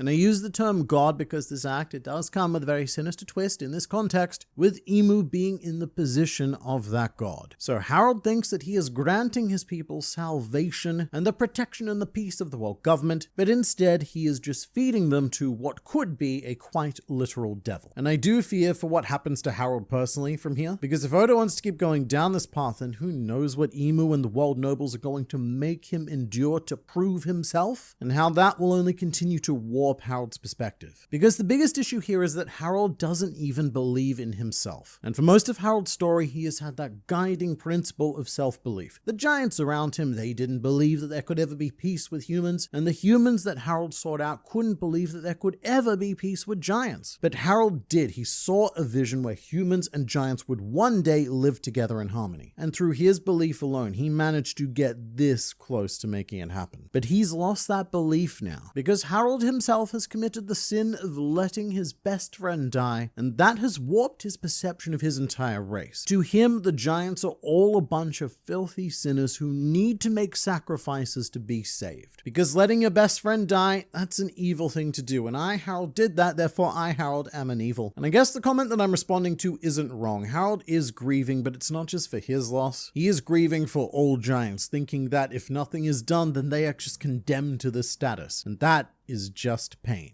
Not all powerful people go out with a bang. It's a good reminder that it doesn't make you weak if you go out with a whimper. Everything doesn't have to be grandiose or bombastic to be remembered. So we're talking about rocks here, and I agree with the general sentiment of the comment. But the issue is the very end of it. The issue is that rocks isn't remembered. He has been completely forgotten and erased. So this whimper ending is a particularly cruel way for Rocks to exit this world. He was the man who wanted to make the biggest of all of the impacts. He wanted to have the same sort of effect on this planet that Roger, Whitebeard, and even Vegapunk did with their deaths. Or like what Luffy and probably even Blackbeard will do with their lives. And the more I think about it, the more heartbreaking it gets, because one of the great aspects about the Rocks-Harold friendship is that they're not just best friends. Rocks and Harold were each other's only friend. They were both so powerful and ambitious that they could only ever be understood by each other. So Rocks was unable to form these greater bonds of when does a man die when he is forgotten. Rocks didn't form those bonds. The vast majority of his crew didn't even care about him. And so Rocks got forgotten, so I guess he did die in every sense. And even the closer members like Whitebeard, Big Mom, and Kaido, we are told that they never speak about their time with Rocks. And so they never preserved his memory. Meaning that Rocks is getting the kind of punishment that level 6 of Impel Down was designed to enact, which is the eternal hell, the one where your existence is erased from history. And so that's why not going out with the grandiose bang is a narrative twist of the nutsack. But something that I do love is that God Valley, it ended up collapsing and sinking, and with that, Rocks' body assumedly sank with it, all the way down to Davy Jones' locker, which is very in line with the will of Davy. Boop to you, my lord. Also, having the Yamato moment with Loki mourning the loss of the crew he couldn't set out with is something that brought me to tears. I wish little Loki had someone to hug. I didn't think of it like that, but Loki absolutely had a Yamato moment. Loki finding out about the death of Rocks was just like Yamato mourning the death of Ace, with both of them grieving but coming to the conclusion that they will carry on this will, that there is a future, and both of them, whether they knew it or not, were waiting for Luffy to arrive to set things into motion. They've also got their respective series spoiler knowledge. Yamato read everything in Odin's journal, and Loki at the very least knows about the ancient Gallilar giants. He's not the only one who knows about them. Jarl also knows about them, but Loki is the one that knows that Gallilar are an essential part of defeating Imu. And so now I'm wondering how the leap gets made from this to Punk Hazard, as I believe only Chopper and Nami actually saw the beings that we speculate to be the Gallilar giants, and Chopper, well, he just happens to be with us in the underworld right now fixing up a Scopogaban. So if Loki's story actually includes them, then we could have this revelation quite quickly.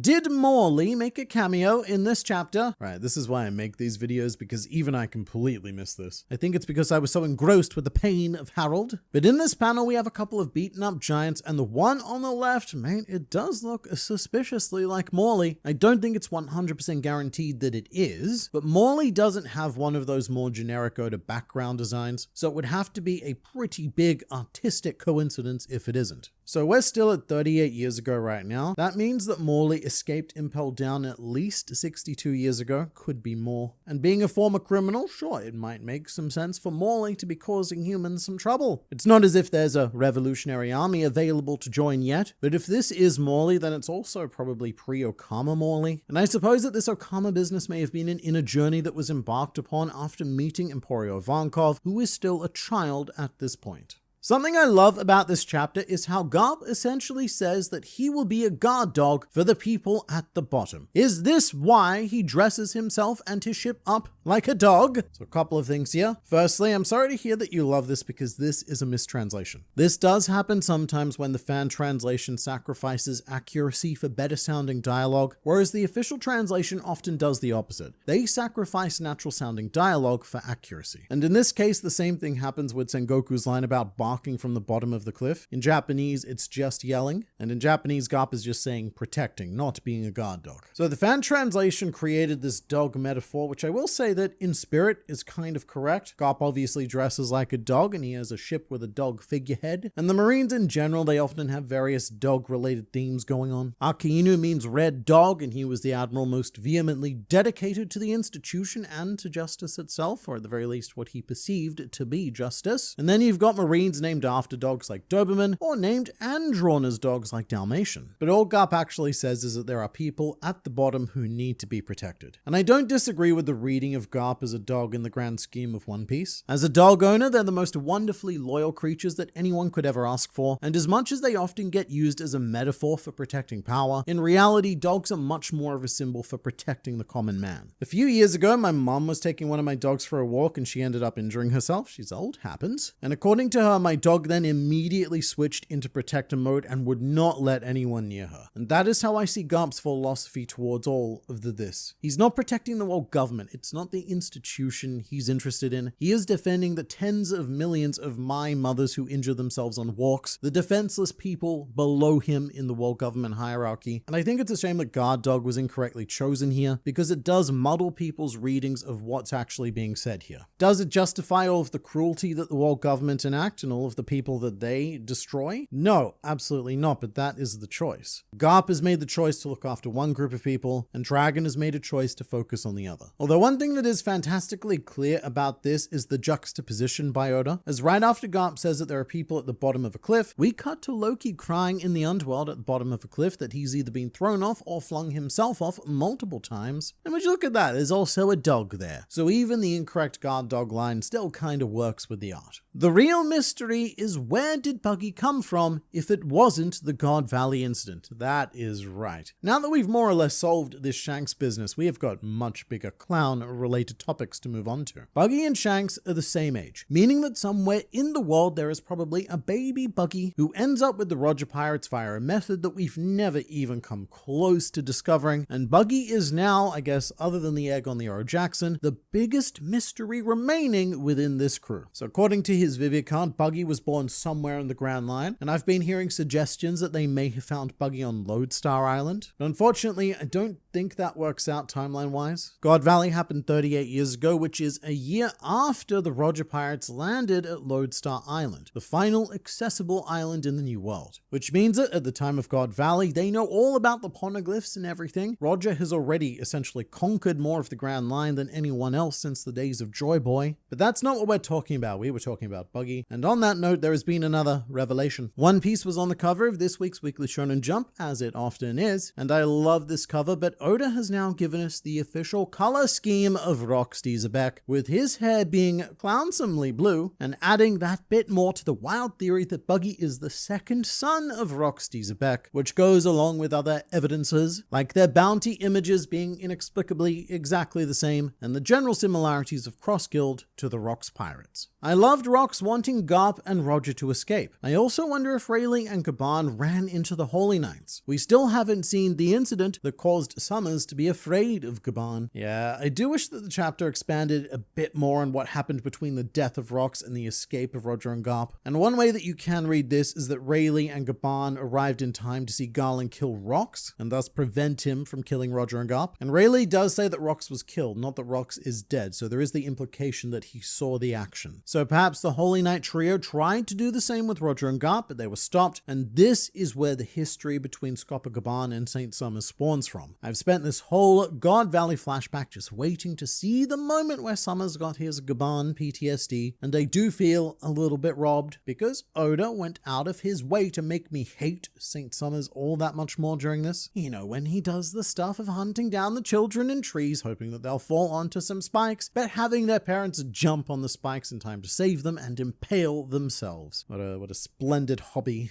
And yeah, it was nice to see Rayleigh deal with Summers, but mate, this guy, he deserves so much more. And yeah, sure, he'll probably get it in the actual Elbaf arc, but it does feel like there's a piece missing with Gaban and Summers, and who knows, maybe their encounter wasn't on God Valley, and it'll happen at some point in the future from the past. Now I want to know what happened to Eris. A mother surviving in a flashback is not something I would ever expect. Eris did indeed survive. We see her arm gripping Little Teach. Here's the thing though. Eris is in a particularly unfair situation, as unless Oda chooses now to unload this information, Eris will also be part of Blackbeard's inevitable flashback. And what are the odds of a mother in One Piece surviving 2 flashbacks? Not good at all. But yeah, standard Blackbeard mother topic discussion disclaimer here. Eris could still be alive in the modern day, because that was the original plan with Blackbeard. Ace was going to find him on Banara Island, and he was going to be all shocked because there's Blackbeard's mother and his 2 sisters as well. So there is still the potential that Eris exists today if any of that idea still remains intact. But if she does, I doubt it will be as we knew her in this flashback, because the way I see it, for Blackbeard to become what he is, he needs to have that last bit of good either ripped away from him, or that last piece of good needs to be corrupted in front of him. We do know that he becomes an orphan a few years later, and that's when he joins Whitebeard's crew, but that was a calculated plan right from the beginning. Blackbeard just saying that he's an orphan doesn't necessarily mean that he is one, and it could be the sort of thing that a bitter, twisted Eris set him up to do. Internet on the man, Dragon was successful in saving the remaining residents of God Valley. If you look closely at Dragon's expression when God Valley sinks into the sea, it isn't one of pain or regret for not being able to save the people, but rather just watching the nightmare of the whole incident being swallowed by the sea. So I like to believe this is true, so I will. Because I get what you're saying, Dragon does look somewhat relieved, I don't know if that's the right word, but I'm going with it, relieved at what's happening as he sails away from God Valley. And that could be because he finally got that win he was looking for and managed to save some lives. I don't know if I'm thinking about this too darkly, and Oda, he may never address this, but there is no way that the world government just allowed those citizens to live. It may be possible that Dragon commandeered the ship with the power of gun and dropped them off somewhere right before he got captured, so now they're all scattered, and maybe there's a whole ton of God Valley survivors that aren't Kuma survivors just waiting out there, and maybe some of whom are even original Revolutionary Army recruits. I just have a bad feeling about them because Dragon, he's had a pretty rough run in this flashback, and every bit of good that he thinks he's doing gets taken away from him, or at least that's how it looks from his perspective. I get the feeling that Chopper is still with Luffy listening to this story, and while he's fixing up Scopper, he will be told to fix Loki's eyes because they're bandaged. That's the way Loki will say yes to joining the Straw Hats, because Luffy and Chopper will see his eyes and be like, yeah dude, you have eyes,